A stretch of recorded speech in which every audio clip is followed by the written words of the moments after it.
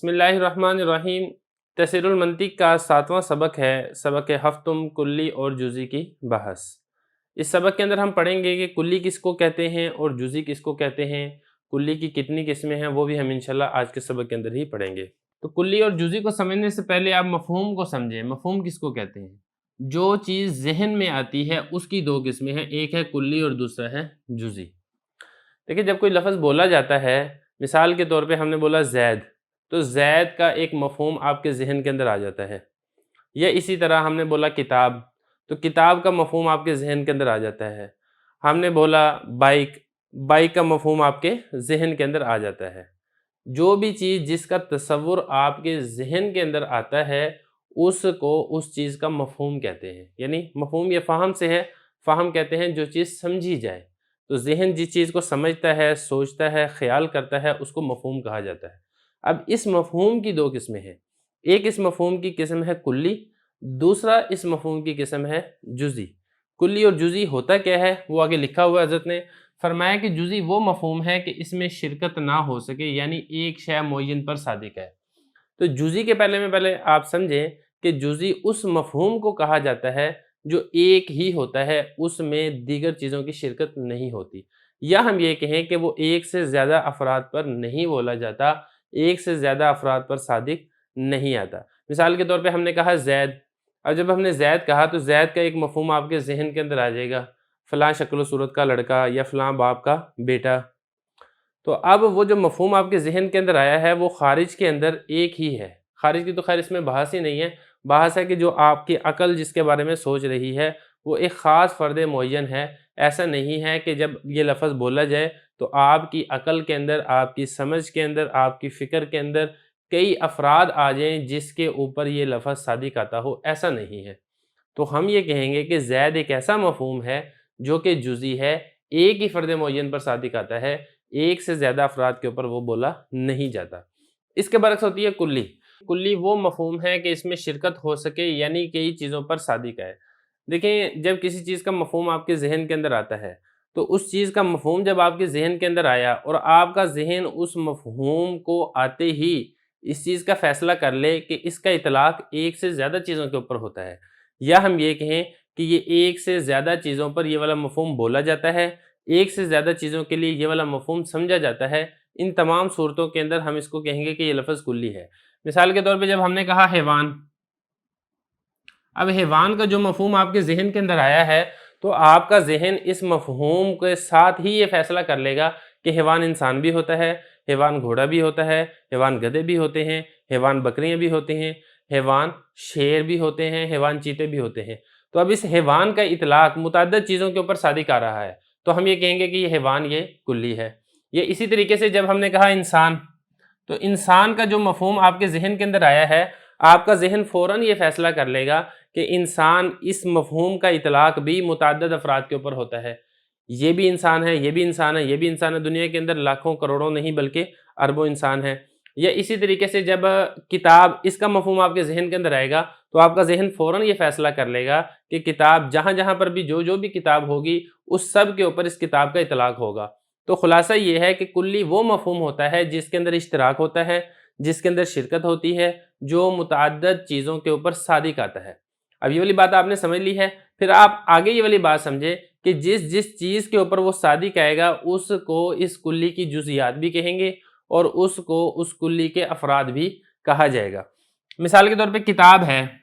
अब हम ये तसव्वुर कर लेते हैं कि किताबें 5 हैं। अब वो जो 5 किताबें हैं, 1, 2, 3, 4, 5, इन पाँचों में से हर एक को ये कहा जाएगा कि ये कुल्ली का फ़र्द है। ये किताब नंबर 1 ये भी इस कुल्ली का फ़र्द है, किताब नंबर 2 ये भी इस कुल्ली का फ़र्द है, किताब नंबर 3, किताब नंबर 4, किताब नंबर 5, ये पाँचों के पाँचों कुल्ली के अफ़राद हैं। तो जिस के ऊपर कुल्ली का मफ़हूम सादिक़ आता है, उसको कुल्ली के अफ़राद भी कहा जाता है और इसी तरह उसको कुल्ली के अज्ज़ा भी कहा जाते हैं। जैसा कि इंसान जब हमने कहा, तो ज़ैद, अमर, बकर, खालिद, अब्दुर्रहमान, अब्दुल्ला, ये सारे के सारे जिस के ऊपर इंसान सादिक़ आ रहा है, इसको कहेंगे कि ये कुल्ली के अफ़राद हैं, इसको ये कहेंगे कि कुल्ली के अज्ज़ा हैं। अब यहाँ पर एक बात और है जो कि इस किताब से उसका ताल्लुक़ नहीं है, लेकिन वो भी कह दी जाती है क्योंकि वो भी एक फ़ायदेमंद चीज़ है। تفصیل بڑی کتابوں کے اندر آئے گی، لیکن یہاں پر میں آپ کو مختصراً اس کا بھی بتا دیتا ہوں۔ دیکھیں کلی میں یہ ضروری نہیں ہوتا کہ خارج کے اندر اس کے واقعی متعدد افراد پائے جائیں، صرف مفہوم میں شرکت ہونی چاہیے۔ بعض اوقات ایسا ہوتا ہے کہ وہ مفہوم میں تو شرکت ہو سکتی ہے لیکن خارج کے اندر اس کا کوئی ایک فرد بھی نہیں پایا جاتا۔ مثال کے طور پہ ہم یہ کہتے ہیں سونے کا پہاڑ، اور جب سونے کا پہاڑ اس کا مفہوم آپ کے ذہن کے اندر آیا، ہر وہ پہاڑ جو سونے کا ہو، وہ ایک ہو وہ تب بھی سونے کا پہاڑ ہے، دو ہوں وہ تب بھی سونے کا پہاڑ ہے، تین ہو، پانچ ہو، 10 ہو، 50 ہو، لاکھ ہو، کروڑ ہو۔ لیکن خارج میں اگر آپ دیکھیں گے تو خارج میں ایک بھی نہیں پایا جاتا، لیکن اس کے باوجود سونے کا پہاڑ یہ کلی ہے، جزئی نہیں ہے۔ جزئی تو وہ ہوتا کہ جس کا صرف ایک ہی فرد ہوتا، لیکن یہاں پہ متعدد افراد پر یہ صادق آ سکتی ہے۔ وہ علیحدہ بات ہے کہ خارج میں نہیں پائی جاتی، اس کی بحث نہیں ہو رہی۔ تو خلاصہ یہ ہے کہ کلی کی ایک قسم تو وہ ہے، مفہوم میں تو شرکت ہوگی لیکن خارج میں اس کا وجود بالکل پایا ہی نہیں جائے گا۔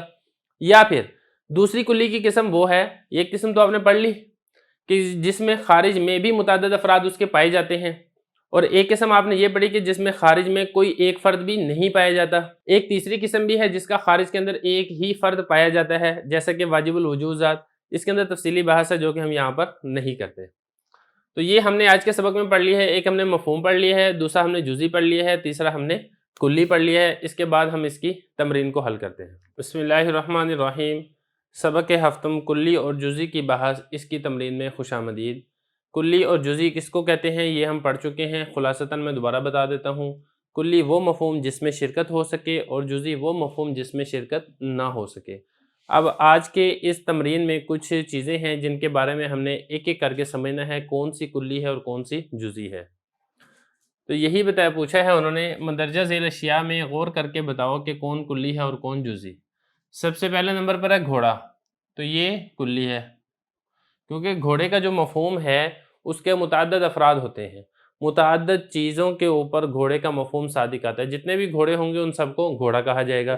اسی طرح بکری، اب بکری یہ بھی کلی ہے کیونکہ اس کلی کے بھی مختلف افراد ہیں جو کہ اس دنیا میں پائے جاتے ہیں، جن کے اوپر اس بکری کا مفہوم صادق آتا ہے۔ جو بھی بکری ہوگی ہم اس کو کہیں گے کہ یہ بکری کے افراد ہیں، یا ہم اس کو یہ کہیں گے کہ یہ بکری کے اجزاء ہیں۔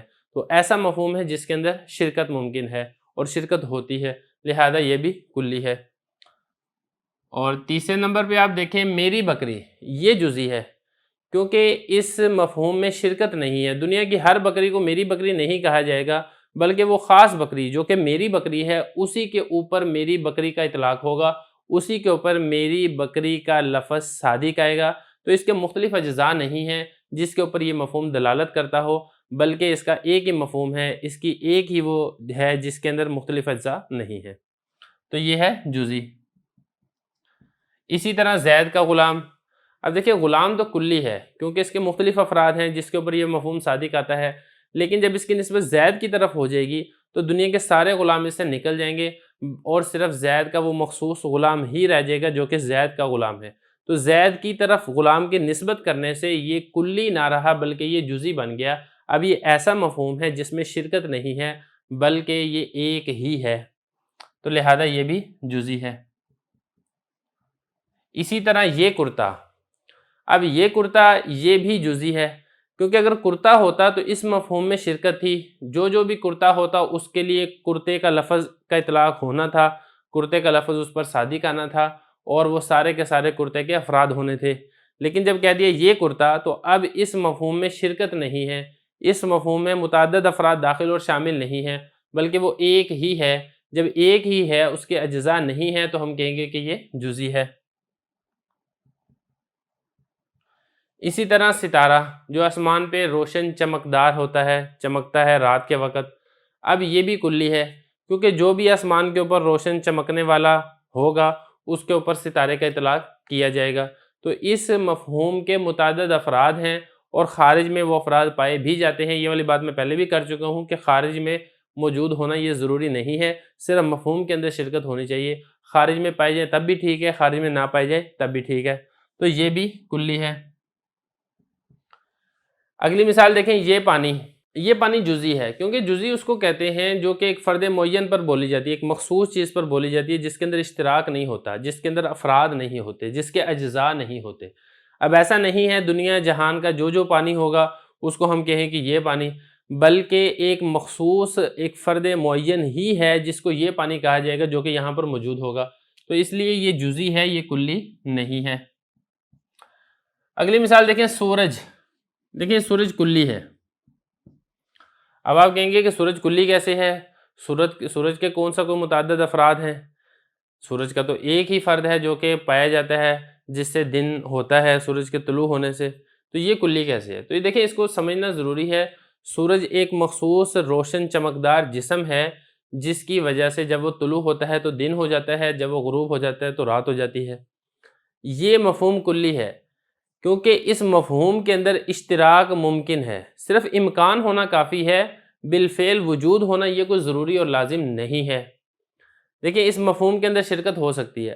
آپ یہ تصور کریں کہ سورج ایک نہیں ہے بلکہ متعدد ایسی چیزیں ہیں جو گول ہیں، روشن ہیں، چمکدار ہیں، اس کی روشنی زیادہ ہے، وہ گرم ہے، آسمان کے اوپر موجود ہیں، اور جس کی وجہ سے دن طلوع ہو جائے اور جس کے جانے سے دن غروب ہو جائے، تو مفہوم کے اندر اشتراک ممکن ہے۔ وہ الگ بات ہے کہ خارج کے اندر صرف ایک ہی وجود پایا جاتا ہے، تو یہ بات پہلے بھی گزر چکی ہے کہ خارج میں بحث نہیں ہے، خارج میں ایک پایا جائے یا سرے سے پایا ہی نہ جائے یا پھر ایک سے زیادہ پائے جائے، اس سے بحث نہیں ہے، بلکہ بحث ہوتی ہے مفہوم کے ساتھ کہ مفہوم کے اندر اشتراک ممکن ہے یا اشتراک ممکن نہیں ہے۔ تو سورج کے مفہوم کے اندر اشتراک ممکن ہے، اسی طرح چاند کے مفہوم کے اندر اشتراک ممکن ہے، اس لیے اس کو کلی کہا جائے گا۔ وہ الگ بات ہے کہ اس کلی کا صرف ایک ہی فرد ہے، اس کلی کا صرف ایک ہی جز ہے جو کہ خارج میں موجود ہے، تو اسی طرح یہ ہوگا کلی۔ اور اب آگے دیکھیں، یہ سورج یہ جزئی ہوگا کیونکہ اب یہ ایک فرد معین کے اوپر دلالت کر رہا ہے، اس کا مفہوم ایک فرد معین ہے جس کے اجزاء نہیں ہیں، جس کے افراد نہیں ہیں، اس لیے اس کو کہا جائے گا جزئی۔ اسی طرح آسمان، اور یہ آسمان بھی ہے۔ آسمان وہ جو ہمارے اوپر موجود ہے، نیلے رنگ کا ہوتا ہے، پھیلا ہوا ہوتا ہے، اس کو آسمان کہا جاتا ہے۔ اب اس مفہوم کے اندر بھی کلی ہے، چونکہ احادیث کے اندر بھی آتا ہے آسمان کل 7 ہیں، تو اس لیے چونکہ اس کے متعدد افراد ہیں، اس کے مفہوم کے اندر ایک سے زیادہ افراد ہیں، ایک سے زیادہ اجزاء ہیں، اس لیے اس کو کلی کہا جائے گا، تو یہ بھی کلی ہے۔ لیکن جو آگے ہے یہ آسمان، یہ چونکہ ایک خاص فرد معین ہی ہے، اس کے مختلف اجزاء، مختلف افراد نہیں ہیں، لہذا اس کو جزئی کہا جائے گا، تو یہ ہو جائے گا جزئی۔ اسی طرح سفید چادر، یہ بھی کلی ہے کیونکہ اس کے مفہوم میں متعدد سفید چادریں داخل ہیں، جو بھی سفید چادر ہوگی وہ ساری کی ساری اس کے جز ہوگی، وہ ہم کہیں گے اس کے اجزاء ہیں یا ہم کہیں گے کہ اس کے افراد ہیں، تو اس کے مفہوم کے اندر چونکہ اشتراک ہے اس لیے یہ کلی ہے، جزئی نہیں ہے، تو سفید چادر یہ کلی ہے۔ اسی طرح دیوار، یہ بھی کلی ہے کیونکہ اس کے مفہوم کے اندر اشتراک ہے، جو بھی دیوار ہوگی وہ ساری کی ساری اس دیوار کا فرد ہوگی، تو اس کے مفہوم کے اندر اشتراک ہے، اس لیے یہ کلی ہے۔ آگے دیکھیں، یہ مسجد، یہ جزئی ہے۔ یہ جزئی اس لیے ہے کہ ایک فرد معین کے اوپر ہی دلالت کر رہی ہے، اس کے مختلف اجزاء نہیں ہیں، اس کے مختلف افراد نہیں ہیں۔ اسی طرح میرا قلم، یہ بھی جزئی ہے۔ یہ بھی جزئی کیوں ہے؟ کیونکہ ایک فرد معین پر ہی دلالت کر رہی ہے، مختلف افراد اور مختلف اجزاء نہیں ہیں۔ یہ جو کلی جزئی ہے یہ بالکل معرفہ اور نکرہ سے ملتی جلتی چیز ہے، جس طریقے سے معرفہ ایک فرد معین پر دلالت کرتا ہے، اسی طرح جزئی یہ بھی فرد معین پر دلالت کرتی ہے، اور جس طرح نکرہ کے اندر اشتراک ہوتا ہے بالکل اسی طرح کلی کے اندر بھی اشتراک ہوتا ہے۔ بسم اللہ الرحمن الرحیم۔ تفسیر المنطق کا 8واں سبق، سبق ہشتم میں خوش آمدید۔ آج کے اس سبق کے اندر ہم کلی کی 2 قسمیں پڑھیں گے، کلی ذاتی اور کلی عرضی۔ تو کچھ اصطلاحات کا پہلے سمجھنا ضروری ہے۔ پہلے نمبر پر ہے قول معقول، دوسرے نمبر پر ہے قول ملفوظ، اور تیسرے نمبر پر ہے مصداق۔ یہ کیا چیزیں ہوتی ہیں اس کو ہم پہلے سمجھ لیتے ہیں۔ دیکھیں، جو لفظ ہم بولتے ہیں اس کو کہتے ہیں قول ملفوظ۔ اب میں نے یہاں پر بولا منطق، تو یہ قول ملفوظ ہے۔ میں نے اپنی زبان سے ادا کیا کتاب، تو یہ قول ملفوظ ہے۔ اور جو لفظ بولا جاتا ہے اس کی صورت، اس کی شکل، اس کی حیت آپ کے ذہن کے اندر آتی ہے۔ جو آپ کی ذہن کے اندر آتی ہے یا جس کو آپ اپنی عقل سے سمجھتے ہیں، اس کو کہتے ہیں قول معقول۔ جیسے کتاب کا لفظ آپ نے سنا تو کتاب کی شکل و صورت آپ کی ذہن کے اندر آ گئی، تو یہ قول معقول ہے۔ درسگاہ کا لفظ آپ نے سنا تو درسگاہ کی شکل و صورت آپ کے ذہن کے اندر آ گئی، تو یہ قول معقول ہے۔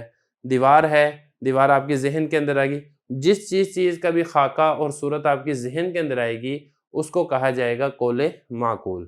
تو قول ملفوظ جو زبان سے ادا کیا جائے، قول معقول جو آپ کے دماغ کے اندر ہو، آپ کے ذہن کے اندر ہو، اس کو کہا جائے گا قول معقول۔ اس کے بعد آگے خارج کے اندر اس چیز کا وجود، اس کو ہم کہیں گے کہ یہ اس کا مصداق ہے۔ مثال کے طور پہ کتاب ہے، ایک تو کتاب وہ ہے جو آپ اپنے زبان سے ادا کر رہے ہیں، یہ تو قول ملفوظ ہے۔ دوسرا اس کتاب کی شکل و صورت آپ کے ذہن کے اندر آ رہی ہے، یہ قول معقول ہے۔ تیسرا اس کتاب کا مصداق وہ ہے جو خارج کے اندر موجود ہے، جو آپ کی درسگاہ میں ہے یا آپ کی تپائی کے اوپر رکھی ہوئی ہے۔ اسی طرح پنکھا ہے، جو آپ کے ذہن کے اندر پنکھے کا تصور آ رہا ہے، یہ قول معقول ہے۔ جو خارج میں آپ کو پنکھا لٹکا ہوا نظر آ رہا ہے، یہ اس پنکھے کا مصداق ہے۔ تو تین چیزیں ہوگی، ایک ہم نے پڑھ لیا قول معقول، دوسرا ہم نے پڑھ لیا قول ملفوظ، تیسرا ہم نے پڑھ لیا مصداق۔ اب یہاں پہ آپ دو چیزیں اور سمجھیں، ایک ہے جوہر اور دوسرا ہے عرض۔ جوہر کس کو کہتے ہیں؟ دیکھیں جوہر اس کو کہتے ہیں جس کا حقیقت کے اندر وجود ہو، خارج کے اندر جو چیز پائی جائے وہ جوہر ہے۔ مثال کے طور پہ پنکھا ہے، یہ پنکھا جوہر ہے۔ دیوار ہے، دیوار جوہر ہے۔ کتاب ہے، کتاب جوہر ہے۔ زمین ہے، زمین جوہر ہے۔ تو جوہر ہر اس چیز کو کہا جاتا ہے خارج میں جس کا وجود پایا جاتا ہے، وہ جوہر ہے۔ دوسرے نمبر پر ہے عرض۔ عرض کس کو کہتے ہیں؟ دیکھیں عرض کہتے ہیں صفت کو، یہ جوہر کی صفت ہوتی ہے، اس کا جو وجود ہے وہ جوہر سے ہٹ کر نہیں پایا جاتا، جب بھی پایا جائے گا جوہر کے ساتھ ہی پایا جائے گا، اگر جوہر نہیں پایا جا رہا تو عرض بھی نہیں پایا جائے گا۔ مثال کے طور پہ ایک گھوڑا ہے، ہم کہیں کہ گھوڑا بہت تیز دوڑتا ہے، اب گھوڑے کا وجود یہ تو ہے جوہر، اور گھوڑے کا تیز دوڑنا یہ ہے عرض، کیونکہ یہ گھوڑے کی ایک صفت ہے، یہ گھوڑے سے ہٹ کر نہیں پائی جا سکتی۔ یا اسی طرح ہم کہتے ہیں مشکل کتاب، اب کتاب یہ تو ہے جوہر، اور ایک ہے اس کتاب کا مشکل ہونا، یا ایک ہے اس کتاب کا آسان ہونا، یہ اس کتاب کی صفات ہیں، یہ جب بھی پائی جائیں گی یہ جوہر کے ساتھ تو پائی جائیں گی، اور ان کا ہونا جوہر کے لیے ضروری نہیں ہے، جوہر کا ہونا عرض کے لیے یہ ضروری ہے۔ ایسا نہیں ہو سکتا کہ مشکل ہو، آسان ہو اور کتاب نہ ہو، ایسا نہیں ہو سکتا۔ اگر ہوگی تو کسی نہ کسی چیز کے تابع ہو کر آئے گی، بالاصالہ نہیں آئے گی، لیکن ایسا ہو سکتا ہے کہ کتاب تو ہو وہ مشکل نہ ہو، آسان نہ ہو، ایسا ہو سکتا ہے۔ یا اسی طرح اس کی ایک اور مثال لیتے ہیں، سفید ہونا، سیاہ ہونا، ہم کہیں کہ فلاں شخص سفید ہے، اب وہ فلاں شخص کی جو ذات ہے وہ تو ہے جوہر، اور اس کا سفید ہونا یہ ہم کہیں گے کہ یہ اس کا عرض ہے۔ یا اسی طریقے سے بہادر ہونا، بزدل ہونا، غرض جتنی بھی صفات ہیں، یا ہم کہیں کہ یاد کرنے والا ہونا، حفظ کرنے والا ہونا، فلاں شخص تو بڑا ذہین ہے، بڑا عقل مند ہے، بہت اچھی طرح بات کو یاد کرتا ہے، بہت بڑا علامہ ہے، علم والا ہے، بہت بڑا کاریگر ہے، یہ جتنی صفات میں نے آپ کو بتائی ہیں یہ ساری کے ساری عرض ہیں۔ تو عرض کا خارج میں علیحدہ سے وجود نہیں ہوتا، اس کا جب بھی وجود پایا جائے گا یہ جوہر کے ساتھ ہی پائی جائے گی، اور اس کا وجود موقوف ہے جوہر کے وجود کے اوپر، جوہر ہوگا تو عرض پایا جائے گا، اگر جوہر نہیں ہے تو عرض بھی نہیں پایا جائے گا۔ لیکن جوہر کا وجود عرض کے اوپر موقوف نہیں ہے، عرض ہو یا نہ ہو تب بھی جوہر پایا جا سکتا ہے۔ یہ اسی طرح ہم کہتے ہیں انسان، اب انسان کی حقیقت ہے حیوان ناطق،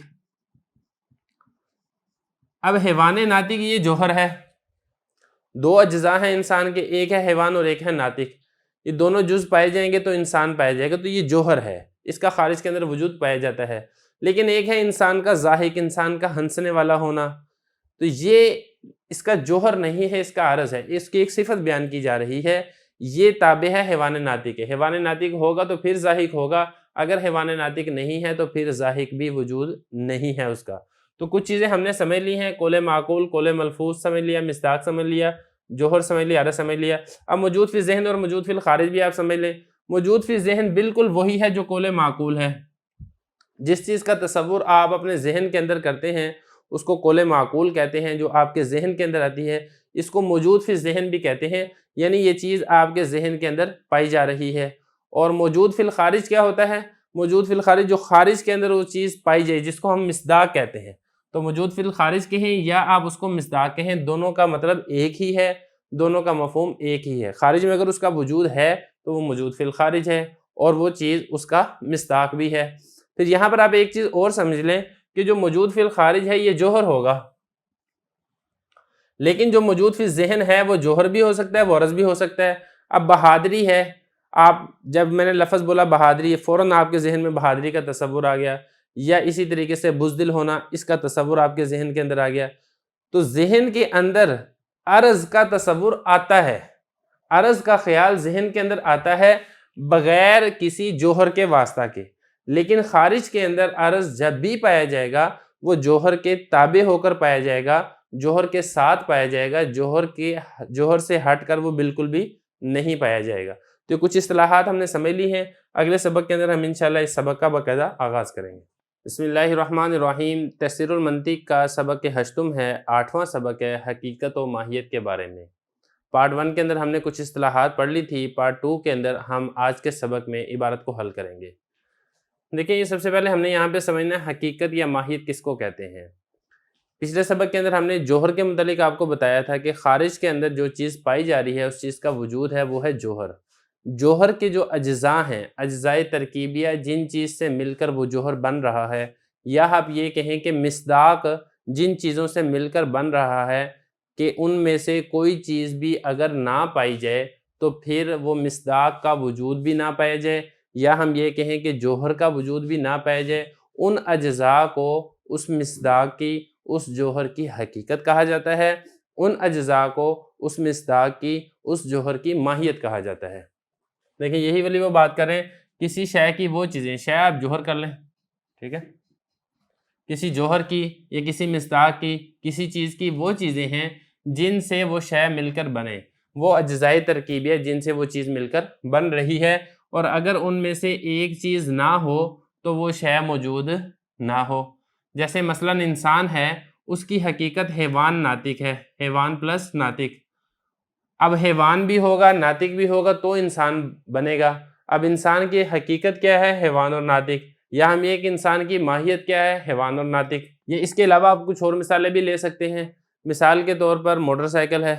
اب موٹر سائیکل کے جو اجزاء ہیں، اس کی ٹینکی ہے، اس کی سیٹ ہے، اس کے ٹائر ہیں، اس کی ریس ہے، اس کا گیئر ہے، یہ سارے کے سارے جو اس کے اجزاء ہیں جن سے مل کر موٹر سائیکل بنتا ہے، یہ اجزاء موٹر سائیکل کی حقیقت ہیں، یہ اجزاء موٹر سائیکل کی ماہیت ہیں۔ اگر ان میں سے کوئی ایک چیز نہ پائی جائے، مثال کے طور پہ موٹر سائیکل تو ہے لیکن اس کے پہیے ہی نہیں ہے، اب اس کو موٹر سائیکل نہیں کہا جائے گا، اس کو اس کی باڈی کہا جائے گا۔ تو وہ ہر وہ چیز جس سے مل کر کوئی چیز بنتی ہے تو اس کے اجزاء کو اس چیز کی حقیقت اور ماہیت کہا جاتا ہے۔ اور جو چیزیں حقیقت کے سوا ہیں وہ عوارض کہلاتے ہیں۔ دیکھیں، یہ والی بات بھی میں آپ کو بتا چکا ہوں، جوہر کے ساتھ ہم نے عرض کی بات پڑھی تھی، عرض کی جمع ہی عوارض آتی ہے۔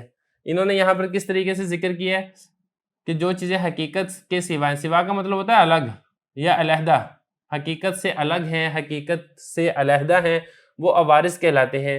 جیسے انسان کے اندر کالا ہونا، گورا ہونا، عالم ہونا، جاہل ہونا، یہ عوارض ہیں۔ انسان کا وجود اس کے اوپر موقوف نہیں ہے۔ ایسا نہیں ہے کہ اگر کالا نہیں ہوگا تو انسان ہی نہیں ہوگا، ایسی بات نہیں ہے۔ یا ہم یہ کہیں کہ اگر عالم نہیں ہے تو انسان کا وجود ہی نہیں پایا جائے گا، تو یہ غلط بات ہے، ایسی بات نہیں ہے۔ لیکن یہ ان جوہر کی عرض اس کی صفات ہوتی ہیں کہ انسان ہے وہ کالا بھی ہو سکتا ہے، گورا بھی ہو سکتا ہے، عالم بھی ہو سکتا ہے، جاہل بھی ہو سکتا ہے۔ اس کے علاوہ میں نے عرض کی آپ کو دیگر مثالیں بھی بتا چکا ہوں۔ تو یہاں تک اس کی ہم نے پڑھ لی ہے، اس کے بعد باقی بات ہم آگے بڑھتے ہیں۔ حقیقت اور ماہیت آپ نے پڑھ لی تھی، اب یہاں پر آپ کلی ذاتی اور کلی عرضی بھی آپ پڑھ لیں۔ کلی ذاتی وہ کلی ہے جو اپنی جزیات کی پوری حقیقت ہو، یا پوری حقیقت نہ ہو لیکن اس کا ایک جز ہو۔ حقیقت اور ماہیت میں نے آپ کو بتایا تھا کہ جس سے مل کر وہ چیز بنتی ہے۔ اب کلی کے بارے میں بھی میں آپ کو تفصیل سے بتا چکا ہوں۔ کلی وہ مفہوم ہے جو آپ کے ذہن کے اندر موجود ہوتا ہے، جو خارج کے اندر اس کی جزیات پائی جاتی ہیں۔ تو یہاں پر یہ بتایا کہ کلی ذاتی کیا ہے؟ جو اپنی جزیات کی پوری حقیقت ہو۔ جیسا کہ انسان ہے، انسان جب آپ نے بولا تو انسان کا ایک مفہوم آپ کے ذہن کے اندر آ گیا۔ اب جو مفہوم آپ کے ذہن کے اندر آیا ہے یہ کلی ہے۔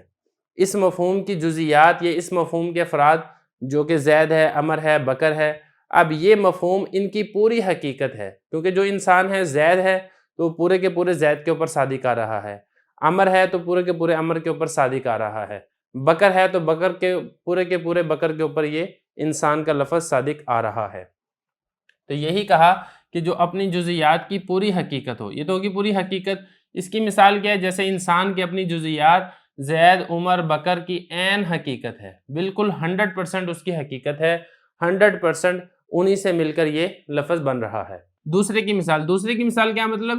یعنی وہ کلی جو اپنی جزیات کی پوری حقیقت نہیں بلکہ پوری حقیقت کا ایک جز ہے، ایک جز کے اوپر وہ کلی صادق آ رہی ہے۔ اس کی مثال کیا دے رہے ہیں؟ اس کی مثال جیسا کہ حیوان، اب حیوان کی جزیات ہیں، حیوان کی جزیات کون سے؟ انسان ہے، بکری ہے، بیل ہے، انسان ہے وہ بھی حیوان ہے، بکری ہے وہ بھی حیوان ہے، بیل ہے وہ بھی حیوان ہے، لیکن یہ اس حیوان کی پوری حقیقت نہیں ہے۔ آپ انسان کی ہی مثال لے لیں، انسان وہ حیوان تو ہے لیکن ایسا نہیں ہے کہ حیوان کی پوری حقیقت وہ انسان ہی ہے، حیوان کا کلی مفہوم وہ انسان کے اوپر ہی صادق آتا ہے، انسان کے علاوہ کسی اور پر صادق نہیں آتا، ایسی بات نہیں ہے۔ تو خلاصہ کیا ہے؟ یہ اس کی حقیقت کا ایک جز ہے، جیسے انسان ہے اس کی حقیقت ہے حیوان پلس ناطق، یہ دو چیزیں ہوں گی تو پھر انسان بنے گا۔ اکیلا حیوان اس کی جو کلی حقیقت ہے اس کا ایک جز ہے، کیونکہ دو جز ہو گئے نا، ایک جز ہو گیا حیوان جز اول، دوسرا جز ثانی کیا ہے؟ ناطق، تو یہ اس کے حقیقت کا ایک جز ہے حیوان۔ یہ اسی طرح بکری ہے، بکری کی جو حقیقت ہے وہ حیوان پلس ذو رغا، یہ اس کی حقیقت ہے، جیسا کہ تسہیل المنطق کے حاشیے میں بھی لکھا ہوا ہے۔ تو حیوان اس حقیقت کا ایک جز ہے، دو جز ہیں تو دو جز میں سے ایک جز ہے۔ یہ اسی طرح بیل ہے، تو بیل کی حقیقت ہے حیوان پلس ذو خوار، یہ اس کی مکمل حقیقت ہے، اور بیل یا حیوان اس حقیقت کا ایک جز ہے یہ والا، کیونکہ ذو خوار تو نہیں پایا جا رہا نا حیوان کے اندر۔ تو خلاصہ یہ نکلا کہ کلی ذاتی کا جو دوسری چیز ہے وہ یہ ہے کہ پوری حقیقت نہ ہو لیکن اس کا ایک جز ہو، جیسا کہ حیوان یہ اپنی جزیات انسان، بکری، بیل کی حقیقت کا ایک جز ہے، لیکن جز بھی وہ والا ہونا چاہیے جس جز سے مل کر اس کی پوری حقیقت بنتی ہو۔ یہ تو ہو گیا کلی ذاتی۔ اب دوسرے نمبر پر ہے کلی عرضی۔ تو کلی ذاتی کو اگر ہم آسان کریں تو کلی ذاتی کے اندر جوہر ہوگا۔ اب جوہر اس کا مکمل بھی ہو سکتا ہے، جوہر کا ایک حصہ بھی ہو سکتا ہے، جیسے کرسی ہے۔ اب کرسی جو پورا جوہر ہے اس میں تین چیزیں ہیں، ایک اس کی سیٹ ہے، بیٹھنے کی جگہ ہے، دوسری اس کے پاؤں ہیں، چار پاؤں ہیں، اور تیسری اس کی ٹیک لگانے کی جگہ ہے۔ یہ تین چیزیں ہوں تو پھر کرسی بنتا ہے۔ اب کلی ذاتی کیا ہوگا؟ یا تو آپ لفظ کرسی بولیں گے، اب کرسی کا جو مفہوم ہے یہ اپنی جزیات اپنے اس کا مکمل ٹوٹل ہے، ٹوٹل حصہ ہے۔ یا اگر ہم کہتے ہیں کرسی کی ٹانگ، اب یہ اس کی کل حقیقت تو نہیں ہے لیکن اس کی حقیقت کا ایک جز ہے جس سے مل کر اس کی پوری حقیقت وجود کے اندر آتی ہے۔ یا ہم کہتے ہیں بیٹھنے کی جگہ، اب یہ بیٹھنے کی جگہ اس کرسی کی کل حقیقت نہیں ہے لیکن اس حقیقت کا ایک جز ہے۔ یہ تو ہو گیا کلی ذاتی۔ اب کلی عرضی کیا ہے؟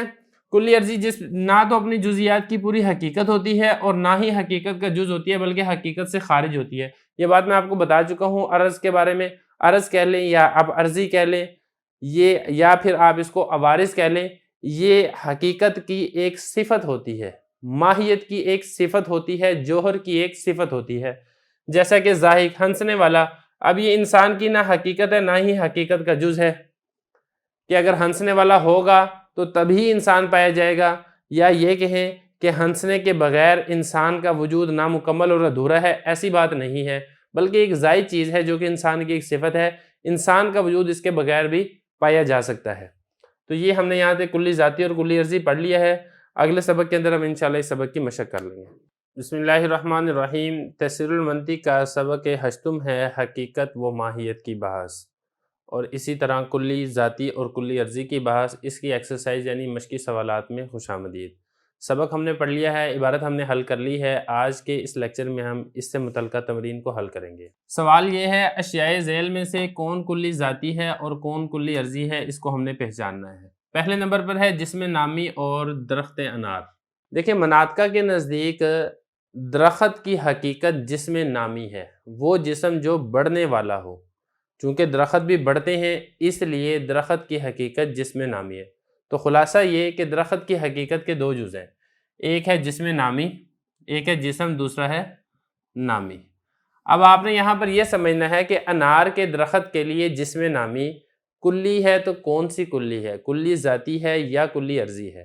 دیکھیں کلی ذاتی کے متعلق ہم نے یہ تفصیل پڑھی تھی، جو اپنی حقیقت کا عین ہو یعنی مکمل حقیقت ہو یا حقیقت کا ایک جز ہو۔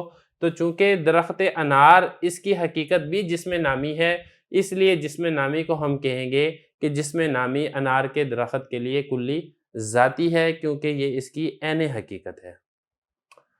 اب اس کے بعد آگے دیکھیں، دوسرے نمبر پر ہے میٹھا انار۔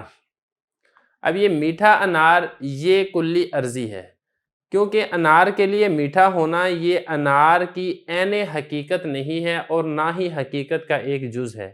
ایسا نہیں ہے کہ میٹھا ہوگا تو انار ہوگا، ایسا بھی نہیں ہے کہ انار کا کچھ حصہ میٹھا ہوگا تو پھر انار ہوگا، بلکہ انار کی حقیقت میٹھا ہونے پر موقوف نہیں ہے، بلکہ میٹھا ہونا یہ انار کی ایک صفت ہے، انار کے لیے یہ ایک عرض ہے، اس لیے ہم کہیں گے کہ یہ کلی عرضی ہے۔ تیسرے نمبر پر ہے سرخ انار۔ یہ بھی بالکل اسی طریقے سے کلی عرضی ہے جیسا کہ میٹھا انار کلی عرضی ہے، کیونکہ انار کے لیے سرخ ہونا یہ انار کی ایک صفت ہے، اور عرض صفت کو کہا جاتا ہے۔ جوہر کی صفت عرض ہوتی ہے، عرض کے لیے جوہر کا ہونا یہ لازم ہوتا ہے، جوہر کے لیے عرض کا ہونا لازم نہیں ہوتا۔ انار کے لیے سرخ ہونا لازم نہیں ہے، سرخ ہونے کے بغیر بھی انار کا وجود پایا جاتا ہے، اس لیے سرخ انار یہ کلی عرضی ہے۔ چوتھے نمبر پر ہے حیوان فرس۔ حیوان فرس یعنی گھوڑے کے لیے کلی ذاتی ہے، کیونکہ فرس کی جو حقیقت ہے وہ ہے حیوان ساحل، حیوان پلس ساحل، ہنہنانے والا حیوان۔ اب یہ چونکہ حیوان جو ہے یہ اس پوری حقیقت کا ایک جز ہے، اور یہی ہم نے کلی ذاتی کے اندر پڑھا تھا، جو پوری حقیقت ہو یا حقیقت کا ایک جز ہو، تو چونکہ یہاں پر حیوان فرس کے لیے حقیقت کا ایک جز ہے، اس لیے حیوان یہ فرس کی کلی ذاتی ہے۔ یہاں پر میں دوبارہ ایک بات دہرانا لازم سمجھتا ہوں کہ جہاں پہ ہم کلی کی بات کر رہے ہیں تو مطلب یہ کہ وہ مفہوم جو ہمارے ذہن کے اندر آ رہا ہے، خارج کے اندر جو حیوان پایا جا رہا ہے یہ اس کلی کی جزی ہے، یہ کلی نہیں ہے، کلی تو وہ مفہوم ہوتا ہے۔ آگے پانچویں نمبر پر ہے قوی گھوڑا، طاقتور گھوڑا۔ اب گھوڑے کا طاقتور ہونا یہ گھوڑے کی حقیقت نہیں ہے، کیونکہ گھوڑے کی حقیقت آپ کو ہم یہاں پہ بتا چکے ہیں، حیوان ساحل یہ گھوڑے کی حقیقت ہے۔ اب طاقتور ہونا نہ تو حقیقت ہے نہ ہی حقیقت کا ایک جز ہے، بلکہ ایک خارج اور ایک زائد چیز ہے، اس گھوڑے کی ایک صفت ہے، لہذا یہ کلی عرضی ہے۔ یا اسی طریقے سے کشادہ مسجد کا وسیع ہونا، کھلا ہونا، یہ بھی کلی عرضی ہے، کیونکہ وسیع ہونا، کھلا ہوا ہونا یہ مسجد کے لیے لازم اور ضروری نہیں ہے، مسجد کی حقیقت کے اندر داخل اور شامل نہیں ہے، مسجد کا کوئی جز نہیں ہے، کل نہیں ہے، اس لیے یہ کلی عرضی ہے۔ اور ساتویں نمبر پر ہے جسم پتھر۔ دیکھیں پتھر مناطقہ کے نزدیک وہ جسم ہی کا نام ہے، جس کا ایک وجود ہو اسی کو پتھر کہا جاتا ہے، تو یہ جسم پتھر کے لیے مکمل حقیقت ہے، عین حقیقت ہے، اس لیے یہ جسم پتھر کے لیے کلی ذاتی ہے۔ اب آٹھویں نمبر پر ہے سخت پتھر۔ اب پتھر کا سخت ہونا یا پتھر کا نرم ہونا یہ اس کی حقیقت نہیں ہے، کیونکہ اس کی حقیقت آپ کو میں بتا چکا ہوں وہ ہے جسم۔ اب نہ تو حقیقت ہے نہ ہی حقیقت کا ایک جز ہے، بلکہ ایک زائد چیز ہے جو کہ زائد ہو کر اس پتھر کو عام طور پر لازم ہوتی ہے، تو یہ کلی عرضی ہے۔ نویں نمبر پر ہے لوہا چاقو۔ اب چاقو کے لیے لوہا یہ اس چاقو کی کل حقیقت نہیں ہے، لیکن حقیقت کا ایک جز ضرور ہے، کیونکہ چاقو میں دو چیزیں ہوتی ہیں، ایک اس کا لوہا ہوتا ہے اور دوسرا اس کا لکڑی کا دستہ ہوتا ہے، تو چونکہ اس حقیقت کا ایک جز ہے اس لیے یہ کلی ذاتی ہے، کیونکہ کلی ذاتی میں ہم نے یہی پڑھا تھا کہ یا تو وہ عین حقیقت ہوتی ہے یا حقیقت کا ایک جز ہوتی ہے، اور یہاں پر حقیقت کا ایک جز ہے۔ اب آگے 10 نمبر پر ہے تیز چاقو۔ تیز چاقو ہو یا تیز تلوار ہو یہ حقیقت نہیں ہے اور نہ ہی حقیقت کا ایک جز ہے، کیونکہ چاقو کی حقیقت کیا ہے، ایک تو لوہا ہے اور دوسرا وہ لکڑی کا دستہ ہے۔ اب تیز ہونا نہ تو حقیقت ہے نہ ہی حقیقت کا ایک جز ہے، لہذا یہ اس کا عرض ہے، ایک صفت ہے، تو یہ کلی عرضی ہے۔ اسی طرح تلوار کی حقیقت بھی یہی ہے، تلوار کی حقیقت میں بھی لوہا ہوتا ہے اور اس کا ایک دستہ ہوتا ہے اور بعض اوقات نیام ہوتی ہے، یہ تو ہوگی تلوار کی حقیقت۔ اس کا تیز ہونا یا اس کا کند ہونا یہ اس کی حقیقت نہیں ہے، بلکہ ایک زائد چیز ہے، لہذا یہ بھی کلی عرضی ہے۔ تو یہاں تک ہماری سبق ہشتم 8واں سبق حقیقت و ماہیت اور کلی کی قسمیں جو ہم نے پڑھی ہیں اس سے متعلقہ تمرین بھی ہم نے حل کر لی ہے۔ بسم اللہ الرحمن الرحیم، تفسیر المنطق کے سبق نمبر 9 میں خوش آمدید۔ آج کے سبق میں ہم کلی ذاتی اور کلی عرضی کی قسموں کو پڑھیں گے۔ سبق شروع کرنے سے پہلے چند چیزوں کا ہم ایک مرتبہ دوبارہ دہرا لیتے ہیں تاکہ بات کو سمجھنا ذرا آسان ہو جائے گا۔ سب سے پہلی بات ہے کلی کس کو کہتے ہیں، جزئی کس کو کہتے ہیں۔ دیکھیں، کلی وہ مفہوم ہوتا ہے جو کثیرین کے اوپر صادق آتا ہے، اور جزئی وہ مفہوم ہوتا ہے جس کے اندر شرکت نہیں ہو سکتی۔ مثال کے طور پہ جب میں کہتا ہوں فیصل آباد، تو بھی ایسا مفہوم ہے جس میں شرکت نہیں ہو سکتی۔ فیصل آباد دنیا کے اندر، پاکستان کے اندر وہ ایک ہی ہے۔ لیکن اگر میں کہتا ہوں ملک، تو یہ ایسا مفہوم ہے جس کے اندر شرکت ہو سکتی ہے، کیونکہ دنیا کے اندر ممالک ایک سے زیادہ ہیں۔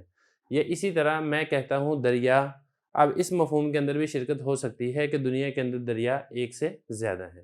تو خلاصہ یہ ہے کہ کلی ایسا مفہوم جو ایک سے زیادہ افراد کے اوپر صادق آتا ہے، اور جزئی ایسا مفہوم جو صرف ایک پر ہی صادق آتا ہے، ایک سے زیادہ کے اوپر صادق نہیں آتا۔ یہ تو ہو گیا کلی اور ایک ہو گیا جزئی۔ پھر کلی جن کے اوپر صادق آتا ہے اس کو اس کلی کی جزئیات اور افراد کہتے ہیں۔ مثال کے طور پہ جب میں نے کہا ملک، اب ملک پاکستان بھی ہے، ملک ہندوستان بھی ہے، ملک برطانیہ بھی ہے، ملک امریکہ بھی ہے۔ اب یہ جتنے ممالک ہیں اس ملک کے افراد اور اس کی جزئیات ہیں۔ تو یہ تین چیزیں ہم نے یہاں پہ کور کر لی۔ ایک ہم نے کلی کو سمجھ لیا، دوسرا ہم نے جزئی کو سمجھ لیا، تیسرا ہم نے جزئیات اور افراد کو سمجھ لیا۔ اب آپ نے آگے سمجھنا ہے کہ جنس کس کو کہتے ہیں۔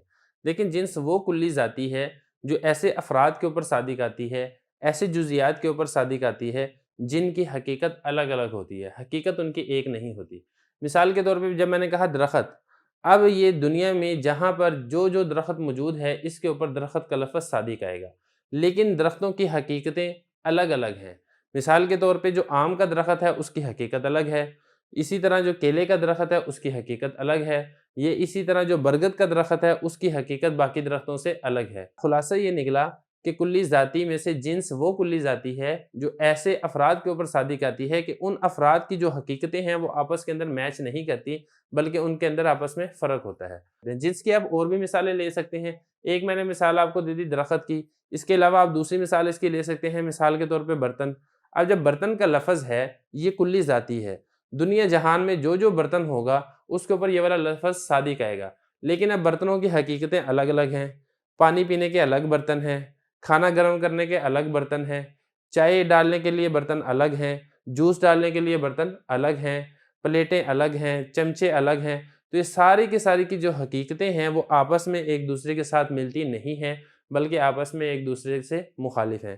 کتاب کے اندر اس کی مثال دی گئی تھی جیسا کہ حیوان۔ اب حیوان کی جو حقیقت ہے وہ انسان کے اوپر بھی صادق آتی ہے، بکر کے اوپر بھی صادق آتی ہے، گائے کے اوپر بھی صادق آتی ہے، بکری کے اوپر بھی صادق آتی ہے، شیر کے اوپر بھی صادق آتی ہے۔ یہ سارے کے سارے حیوانات ہیں، لیکن ان سب کی جو حقیقت ہے وہ الگ الگ ہے۔ جو شیر ہے وہ بکری سے الگ ہے، جو شیر ہے وہ بکری نہیں ہے، جو بکری ہے وہ شیر نہیں ہے، جو انسان ہے وہ نہ بکری ہے نہ وہ شیر ہے، نہ وہ مگرمچھ ہے، وغیرہ وغیرہ۔ تو خلاصہ یہ نکلا کہ جنس وہ کلی ذاتی ہے جو ایسے افراد و جزئیات کے اوپر صادق آتی ہے کہ جن افراد و جزئیات کی حقیقتیں آپس کے اندر نہیں ملتی، بلکہ آپس سے الگ الگ ہوتی ہیں۔ یہ تو ہوگی جنس۔ اب دوسرے نمبر پر آپ نے یہ سمجھنا ہے کہ نوع کس کو کہتے ہیں۔ دیکھیں، نوع ایک ہی قسم کے جو افراد و جزئیات ہوتی ہیں ان کو نوع کہا جاتا ہے، یا دوسرے لفظوں میں ہم یہ کہیں کہ نوع وہ کلی ذاتی ہے جو ایسے افراد و جزئیات کے اوپر صادق آتی ہیں کہ جن افراد و جزئیات کی حقیقتیں ایک ہی ہوتی ہیں، حقیقت الگ نہیں ہوتی۔ نوع کی مثال جیسا کہ کیلے کا درخت ہے۔ اب کیلے کا درخت جب ہم نے کہا تو اس میں دنیا جہان میں جہاں پر بھی کیلے کا درخت ہوگا اس کے اوپر یہ والا لفظ صادق آئے گا، اس مفہوم میں شرکت ہو جائے گی۔ لیکن آپ یہ دیکھیں کہ جو بھی کیلے کا درخت ہے وہ دوسرے کیلے کے درخت کے ساتھ ملتا ہے، جو اس کیلے کے درخت کی حقیقت ہے وہ دوسرے کیلے کے درخت کی حقیقت ہے۔ یا آم کا درخت آپ مثال لے لیں، آم کا درخت یہ کلی ذاتی کی قسم ہے نوع۔ اب یہ ایسی قسم ہے کہ دنیا جہان میں جہاں پر بھی آم کے درخت ہوں گے اس کے اوپر یہ والا لفظ صادق آئے گا۔ یہ والا آم کا درخت ہے جو اس کی حقیقت ہے وہی جو دوسرا آم کا درخت ہے وہ اس کی بھی وہی حقیقت ہے، جو تیسرا آم کا درخت ہے اس کی بھی وہی حقیقت ہے۔ آم کی مثال ہوگی، برتن میں بھی آپ مثال لے لیں۔ مثال کے طور پہ جیسا کہ چائے پینے والا برتن ہے، اب دنیا جہان میں جہاں پر بھی چائے پینے والا برتن ہوگا جس کو کپ ہے یا پیالی ہے، اب اس کی حقیقت ایک ہے۔ جو دوسری پیالی ہے وہ پہلی پیالی سے ملتی جلتی ہے، جو تیسری پیالی ہے جو جس طرح کی وہ پیالی ہوگی اسی طرح کی یہ والی پیالی بھی ہوگی. تو یہ تو ہوگی مثال 9 کی. اسی طرح 9 کی مثال بھی فصل، یہ دونوں تقریباً ملتی جلتی ہی ہیں، ان دونوں میں کوئی خاص فرق نہیں ہے. فصل بھی وہ کلی ذاتی ہوتی ہے کہ جن کی حقیقت ایک ہی ہوتی ہے اور وہ حقیقت دوسری حقیقتوں سے اس کو جدا کرتی ہے. مثال کے طور پہ کیلے کا درخت کی مثال چل رہی تھی. اب یہ کیلے کا درخت، یہ کلی ذاتی کی 9 جو ہم نے بتائی تھی کہ یہ تمام کیلے کے درخت ہوں گے، اس کے اوپر یہ والا لفظ صادق آئے گا. اب یہ والا لفظ جو کیلے کا جو درخت کا مفہوم ہے، یہ اس کو جامن کے درخت سے جدا کر دے گا. اب جامن کے درخت سے جب جدا کر دے گا تو اس کو کہا جائے گا کہ یہ فصل ہے. یا اسی طرح ہم کہیں کہ جو آم کا درخت ہے، آم کے درخت کی جو حقیقت ہے اس کو کیلے کے درخت کی حقیقت سے جدا کرتی ہے. تو خلاصہ یہ ہے کہ فصل وہ کلی ذاتی ہے جو ایسے افراد و جزیات کے اوپر صادق آتی ہے جن کی حقیقت ایک ہوتی ہے اور وہ حقیقت اس کو دوسری حقیقتوں سے جدا کرتی ہے. یہ تو مثال ہوگی درخت کی. اسی طرح مثال آپ اس کی برتن بھی لے سکتے ہیں. اسی طرح آپ اس کی مثال انسان بھی لے سکتے ہیں. اب انسان یہ والا جو لفظ ہے اس کا جو مفہوم ہے یہ صادقت ہے بکر، زید، خالد، ان کے اوپر. اب یہ جو ان کی حقیقت ہے، ان کی حقیقت بالکل ایک ہے، کیونکہ ان سب کی حقیقت کیا ہے؟ وہ حیوان ناطق ہے. وہ زید کے اندر بھی پائی جا رہی ہے، وہ بکر کے اندر بھی پائی جا رہی ہے، وہ خالد کے اندر بھی پائی جا رہی ہے. اور یہ حقیقت اس کو دیگر حیوانات سے جدا کرتی ہے. دیگر حیوانات مثلا بکری سے اس کو جدا کر دے گی، اس کو شیر سے جدا کر دے گی. ظاہر ہے جو حیوان ناطق ہے وہ بکری تو نہیں ہے، کیونکہ بکری ایسا حیوان ہے کہ جو ناطق نہیں ہے بلکہ وہ میں کرنے والا ہے. یہ اسی طرح یہ جو اس کی حقیقت ہے یہ اس کو گھوڑے سے جدا کر دے گی. گھوڑا حیوان تو ہے لیکن ایسا حیوان ہے جو ناطق نہیں ہے بلکہ ہنہنانے والا حیوان ہے. تو یہ یہاں پر ہم نے آج کے سبق میں یہ 3 چیزیں پڑھ لی. ایک ہم نے جنس پڑھ لیا، دوسرا ہم نے نوع پڑھ لیا، تیسرا ہم نے فصل پڑھ لیا. اگلے سبق کے اندر جو کلی عرضی کی 2 قسمیں ہیں ہم وہ 2 قسمیں پڑھیں گے. اس کے ساتھ ساتھ ہم انشاءاللہ عبارت کو بھی حل کریں گے. بسم اللہ الرحمن الرحیم. تفسیر المنطق کے سبق نمبر 9 میں خوش آمدید. سبق نمبر 9 میں ہم نے 2 چیزیں پڑھنی تھی، ایک کلی ذاتی اور دوسری کلی عرضی کی قسمیں. اس کے پہلے حصے کے اندر ہم نے کلی ذاتی کی قسمیں پڑھ لی تھی. آج کا جو دوسرا حصہ ہے اس میں ہم کلی عرضی کی قسمیں پڑھیں گے. لیکن یہاں پر ایک چیز میں پہلے واضح کر دینا چاہتا ہوں کہ کلی اور عرضی کا مفہوم ہم نے گزشتہ سبق میں پڑھ لیا تھا، لیکن 2 چیزیں رہ گئی تھی. ایک اس میں رہ گئی تھی کلی ذاتی اور دوسری اس میں رہ گئی تھی کلی عرضی. اب کلی ذاتی کس کو کہتے ہیں، کلی عرضی کس کو کہتے ہیں، اس کو آپ سمجھ لیں. کلی ذاتی اس کو کہتے ہیں جو اپنے افراد و جزیات کی مکمل حقیقت ہو یا حقیقت کا ایک جز ہو. جیسا کہ حیوان یہ اپنے افراد و جزیات جتنے بھی ہیں، چاہے حیوان ناطق ہے چاہے حیوان ساحل ہے، ان کی حقیقت کا ایک جز ہے، تو ان کی حقیقت کے اندر یہ داخل ہے، تو یہ کلی ذاتی ہے. یا یہ مکمل حقیقت بھی ہو سکتی ہے جیسا کہ حیوان ناطق. اور کلی عرضی وہ ہوتا ہے کہ جو اپنے افراد و جزیات کی حقیقت و ماہیت کا نہ تو مکمل ہوتا ہے اور نہ ہی اس کا ایک جز ہوتا ہے بلکہ حقیقت سے ایک خارجی چیز ہوتی ہے. یہ کلی عرضی ہوتا ہے. کلی عرضی کی مثال میں آپ کو بتا چکا تھا کہ جتنی بھی صفات ہیں جو کہ کسی کے تابع ہو کر آتی ہیں، جیسا کہ ہنسنا، رونا، بہادر ہونا، کمزور ہونا، اب یہ کسی کی حقیقت کے اندر داخل نہیں ہے، حقیقت سے خارجی چیز ہے، خارج ہو کر پھر وہ لازم ہوتی ہے یا اسی طرح لازم کے بغیر بھی پائی جاتی ہے. تو یہ کلی عرضی ہے. اب عرضی کی اب یہاں پر بتائے جا رہے ہیں کہ عرضی کی 2 قسمیں ہیں. ایک عرضی کی قسم ہے خاصہ اور عرضی کی دوسری قسم ہے عرض عام. کیونکہ جو ہم نے پہلے پڑھی تھی 3 قسمیں، جنس، نوع، فصل، یہ کلی ذاتی کی قسمیں تھی. آج کے سبق کے اندر جو ہم پڑھ رہے ہیں یہ کلی عرضی کی قسم ہے. ان میں سے ایک ہے خاصہ، دوسری ہے عرض عام. اب آپ نے یہ سمجھنا کہ خاصہ کس کو کہتے ہیں. دیکھیں خاصہ وہ کلی عرضی ہے جو ایک ہی قسم کے جزیات و افراد کے ساتھ خاص ہو، دوسری قسم کے ساتھ نہ پائی جاتی ہو.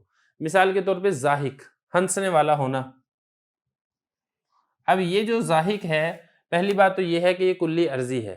کلی عرضی کیسے ہے؟ کیونکہ اب یہ انسان کی نہ تو حقیقت کا کل ہے اور نہ ہی حقیقت کا جز ہے، بلکہ ضاحک ہو یا نہ ہو، ہنسنے والا انسان ہو یا نہ ہو، اس کو انسان ہی کہا جائے گا.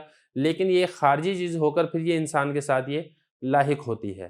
اب یہ سمجھنا ہے کہ یہ خاصہ ہے کیونکہ یہ صرف ایک ہی قسم کے حقیقت کے ساتھ یہ خاص ہے، کیونکہ یہ صرف حیوان ناطق ہی کے ساتھ ہی خاص ہے.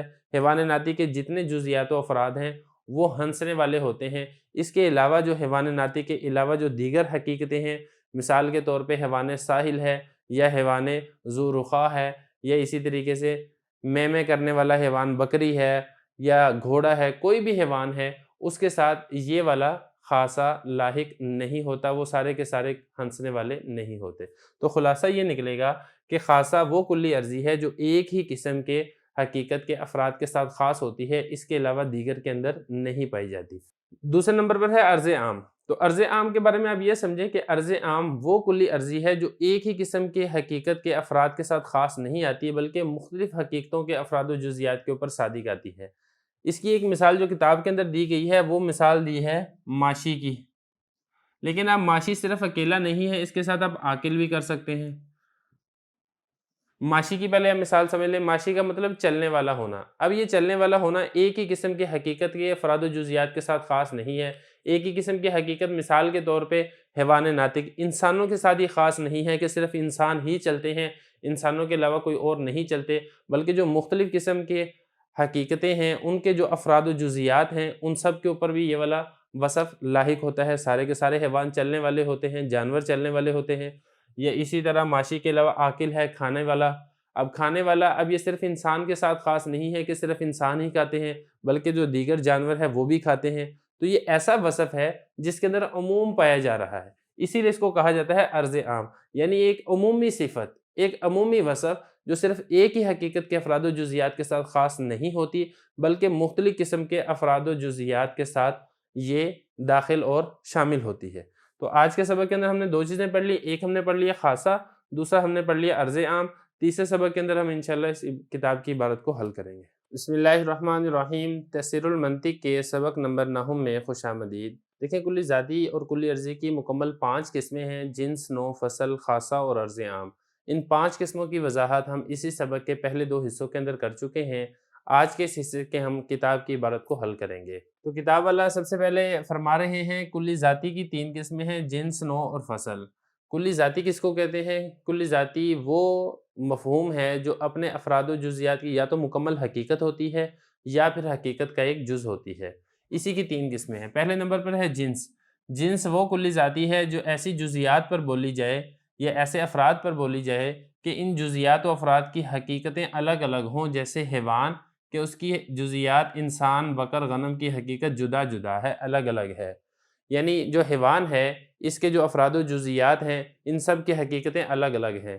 جو انسان ہے اس کی حقیقت گائے کے ساتھ نہیں ملتی، جو گائے کی حقیقت ہے وہ بکری کے ساتھ اور انسان کے ساتھ نہیں ملتی، وغیرہ وغیرہ۔ اس کے بعد دوسرے نمبر پر ہے نوع۔ نوع وہ کلی ذاتی ہے جو ایسی جزیات پر بولی جائے کہ ان جزیات کی حقیقت ایک ہو، الگ الگ نہ ہو۔ تو یہ جو نوع ہے یہ جنس سے مخالف ہو جائے گی اس حقیقت کے اندر۔ جیسے انسان کے زید، عمر، بکر وغیرہ کی نوع ہے اور ان کی حقیقت ایک ہے، جو اس کے نوع عمر ہے، بکر ہے، خالد ہے، ان سب کی حقیقت ایک ہی ہے اور وہ حقیقت ہے حیوان ناطق۔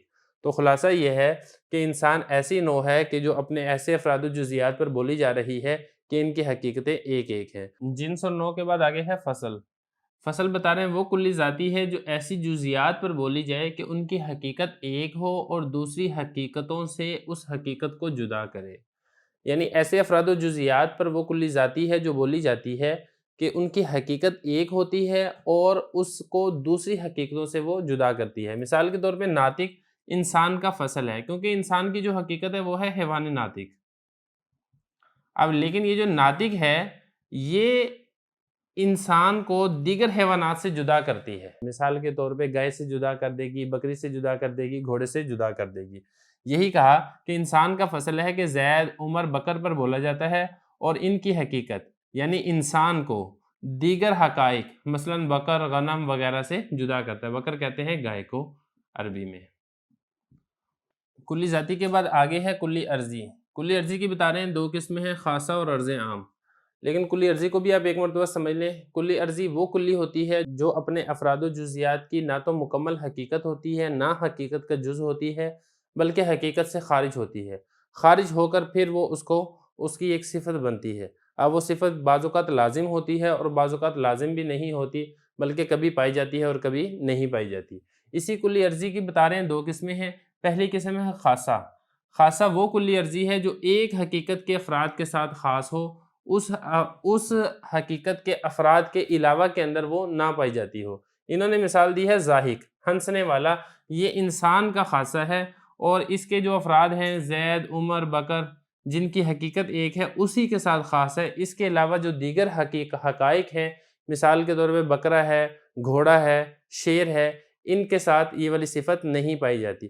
ضاحک صرف ایک صفت نہیں ہے، آپ اس کے علاوہ کوئی اور صفات بھی لے سکتے ہیں، مثال کے طور پہ لکھنا۔ اب یہ انسان کا ہی خاصہ ہے، انسان کے علاوہ جو دیگر جاندار ہیں ان کو لکھنا نہیں آتا، پڑھنا یہ بھی انسان ہی کی صفت ہے، اور اسی طریقے سے قرآن مجید حفظ کرنا وغیرہ وغیرہ کئی صفات ایسی ہیں جو صرف انسان ہی کے ساتھ خاص ہیں، تو ہم یہ کہیں گے کہ یہ صفات انسان کا خاصہ ہیں۔ آگے ہے عرض عام۔ عرض عام بتا رہے ہیں وہ کلی عرضی ہے جو مختلف افراد کی حقیقتوں پر صادق ہے، جیسے ماشی، پاؤں سے چلنے والا، انسان، بقر، غنم وغیرہ کا عرض عام ہے، اور انسان کی حقیقت اور ہے اور بکر کی دوسری ہے۔ تو دیکھیں کلی عرضی کی جو دوسری قسم ہے عرض عام، یہ عمومی صفت کو کہا جاتا ہے، یعنی صرف ایک قسم کی حقیقت کے افراد کے ساتھ خاص نہیں ہوتا، بلکہ مختلف قسم کی حقائق کے افراد کے ساتھ یہ پایا جاتا ہے، اس کو ساتھ یہ لازم ہوتا ہے اور بعض اوقات غیر لازم ہوتا ہے۔ انہوں نے مثال دی ہے ماشی، پاؤں سے چلنے والا۔ اب انسان کی جو حقیقت ہے حیوان ناطق، اس کی بھی یہ صفت پائی جاتی ہے کہ انسان پاؤں سے چلتا ہے۔ اس کے علاوہ جو دیگر جانور ہیں جو کہ انسان کی حقیقت سے الگ ہیں، ان کی بھی یہ صفت ہے کہ وہ بھی پاؤں کے ساتھ چلتے ہیں۔ یہ تو صرف ایک مثال دی ہے پاؤں سے چلنے والا، اس کے علاوہ آپ کافی مثالیں لے سکتے ہیں۔ مثال کے طور پر کھانا کھانے والا، اب کھانا سارے ہی جانور کھاتے ہیں، یا ہم یہ کہیں کہ تیراکی کرنے والے، اب تیراکی کرنے والے بھی کئی جانور ہوتے ہیں، صرف انسان تو نہیں ہوتا ہے، وغیرہ وغیرہ۔ تو خلاصہ یہ ہے کہ عرض عام ایک عمومی صفت کو کہا جاتا ہے۔ تو اسی کے ساتھ یہ والا سبق مکمل ہو رہا ہے۔ یہی انہوں نے حضرت نے بتایا کہ کلی خواہ وہ ذاتی ہو یا عرضی، کل 5 قسم کے اوپر ہے۔ ایک ہے ان میں جنس، دوسری ہے نوع، اور تیسری ہے فصل، اور چوتھی ہے خاصہ، اور پانچویں ہے عرض عام۔ اسی کے ساتھ یہ سبق مکمل ہو گیا ہے۔ اگلے حصے میں ہم انشاءاللہ اسی سبق کی تمرین کو حل کریں گے۔ بسم اللہ الرحمن الرحیم۔ تفسیر المنطق کا سبق نحو ہے، 9واں سبق ہے، کلی ذاتی اور کلی عرضی کی قسمیں۔ یہ سبق ہم مکمل پڑھ چکے ہیں۔ آج کے اس لیکچر میں ہم اسی سبق سے متعلقہ تمرین کو حل کریں گے۔ تو سوال آپ دیکھ لیں، امثلہ ذیل میں دو شے لکھی ہیں، ان میں غور کر کے بتاؤ کہ اول شے دوسری کے لیے جنس ہے یا نوع ہے یا فصل ہے یا خاصہ ہے یا عرض عام ہے۔ تو کچھ مثالیں دی ہیں اور ہر مثال میں دو لفظ لکھے ہوئے ہیں۔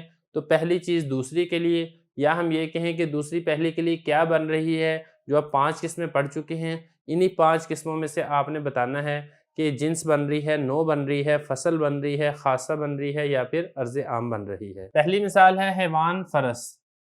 اب دیکھیں حیوان، یہ فرس کے لیے جنس بن رہا ہے، کیونکہ جنس آپ کو معلوم ہے کہ وہ حقیقت ہے جو ایسے جزیات و افراد کے اوپر صادق آتی ہے کہ جن افراد و جزیات کے حقائق الگ الگ ہوتے ہیں۔ اب حیوان وہ فرس بھی ہوتا ہے، حیوان وہ بکر بھی ہوتا ہے، حیوان انسان بھی ہوتا ہے، حیوان یہ غنم بھی ہوتا ہے۔ تو خلاصہ یہ نکلا کہ یہ اس کے لیے بنے گا جنس، کیونکہ یہ اس کے علاوہ دیگر حقائق افراد کے اوپر بھی صادق آتی ہے۔ دوسری مثال ہے جسم نامی اور شجر انار۔ جسم نامی بڑھنے والا جسم، شجر انار۔ اب یہ اس کے لیے نوع بن رہا ہے۔ نوع کیسے بن رہا ہے؟ کیونکہ جو شجر درخت ہے اس کی حقیقت کے 2 حصے ہیں۔ ایک تو اس کا جسم ہوتا ہے، جسم کس کو کہتے ہیں؟ جس کی لمبائی، چوڑائی اور گہرائی، یا آپ یہ کہیں لمبائی ہو، اور اس کے ساتھ ساتھ دوسری جو چیز ہوتی ہے وہ ہوتا ہے اس کے اندر نمو، یعنی بڑھوتری کا ہونا۔ یہ 2 چیزیں ہوں تو پھر درخت بنتا ہے۔ تو چونکہ اس کی حقیقت یہی 2 چیزیں ہیں، اس لیے جسم نامی شجر انار کے لیے نوع بنے گا۔ تیسری مثال دیکھیں، حیوان حساس۔ اب یہ جو حساس ہے یہ حیوان کے لیے فصل بن رہا ہے۔ کیا مطلب فصل بننے کا؟ فصل، پہلے بات تو آپ یہ سمجھیں کہ حساس کس کو کہتے ہیں؟ حساس کہتے ہیں محسوس کرنے والا۔ اب حیوانات کے اندر اللہ تعالیٰ نے یہ ایک صفت رکھی ہے کہ حیوانات محسوس کر لیتے ہیں۔ حیوانات کے علاوہ جو دیگر چیزیں ہیں جیسے پتھر ہے یا اسی طرح درخت ہے، ان کے اندر حساس والی صفت نہیں پائی جاتی۔ تو اس لیے جو حساس ہونا یہ فصل ہے جس سے حیوانات دیگر جمادات سے الگ ہو رہے ہیں، کیونکہ فصل وہی ہوتی ہے جو ایک ہی قسم کے افراد کے اوپر بولی جاتی ہے اور اس کو دوسری حقائق کے افراد سے جدا کرتی ہے۔ چوتھے نمبر پر ہے فرس ساحل۔ ساحل کا مطلب ہوتا ہے ہنہنانے والا۔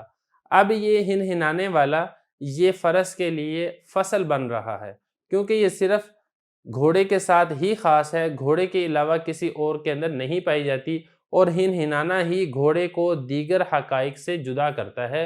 اور فصل میں نے آپ کو بتایا تھا جو ایک ہی قسم کے افراد کے اوپر بولی جاتی ہے اور اس کو دیگر حقائق کے افراد سے جدا کرتی ہے۔ پانچویں نمبر پر ہے انسان کاتب۔ اب دیکھیں یہ جو کاتب ہے یہ انسان کا خاصہ ہے، کیونکہ سب سے پہلی بات تو اب یہ سمجھے کہ یہ کلی عرضی ہے، کلی ذاتی نہیں ہے۔ کلی عرضی جو نہ تو حقیقت ہوتی ہے نہ ہی حقیقت کا ایک جز ہوتی ہے۔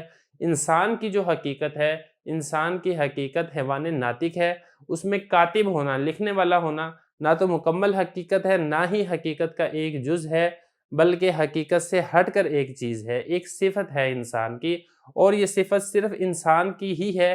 انسان کے علاوہ جو دیگر جاندار ہیں یا دیگر جمادات ہیں ان میں سے کسی کی یہ صفت نہیں ہے۔ تو وہ خاص صفت جو صرف ایک ہی حقیقت کے افراد کے اوپر بولی جائے اور اس کو دیگر حقائق کے افراد سے جدا کر دے، اس کو خاصہ کہا جاتا ہے۔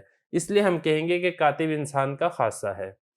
اب اس کے بعد آگے ہے انسان قائم۔ قائم کہتے ہیں کھڑا ہونے والا انسان۔ اب یہ عرض عام ہے، کیوں؟ اس لیے کہ یہ صفت تو ہے، پہلی بات تو یہ کہ حقیقت کے اندر داخل نہیں ہے، کیونکہ جو انسان کی حقیقت ہے میں نے آپ کو بھی بتایا کہ وہ حیوان ناطق ہے، کھڑا ہونا اس کی حقیقت میں داخل نہیں ہے، تو کلی ذاتی نہیں ہے، کلی عرضی ہے، اور کلی عرضی میں بھی یہ وہ صفت ہے جو صرف ایک ہی حقیقت کے افراد کے ساتھ خاص نہیں ہے، بلکہ دیگر حقیقتوں کے افراد کے اوپر بھی یہ بولی جاتی ہے، ان میں بھی یہ پائی جاتی ہے۔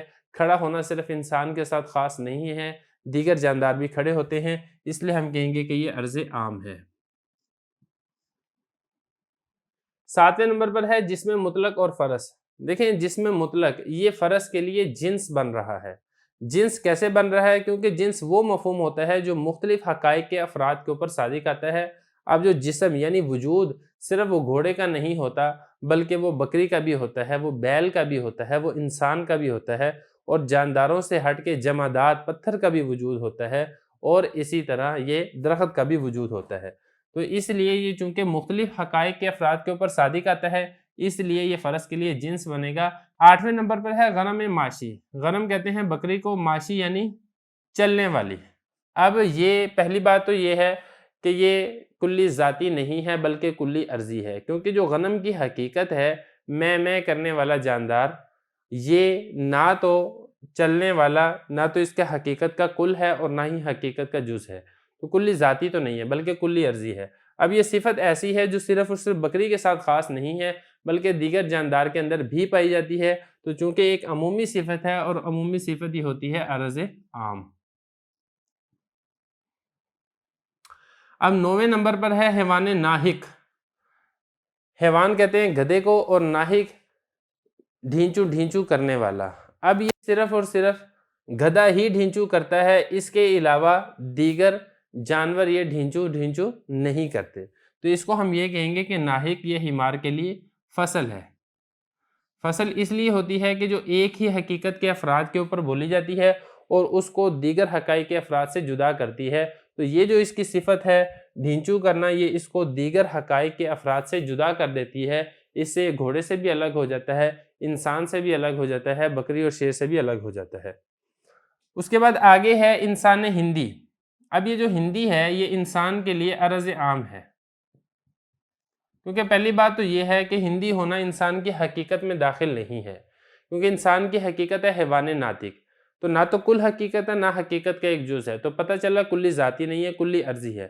اب کلی عرضی میں ہوتی صفت ہے، اب صفت اگر ایک ہی حقیقت کے افراد کے ساتھ خاص ہو تو اس کو کہا جاتا ہے خاصہ، اور اگر مختلف حقائق کے افراد کے ساتھ وہ بولی جائے، اس کے ساتھ لاحق ہو، تو اس کو کہا جاتا ہے عرض عام۔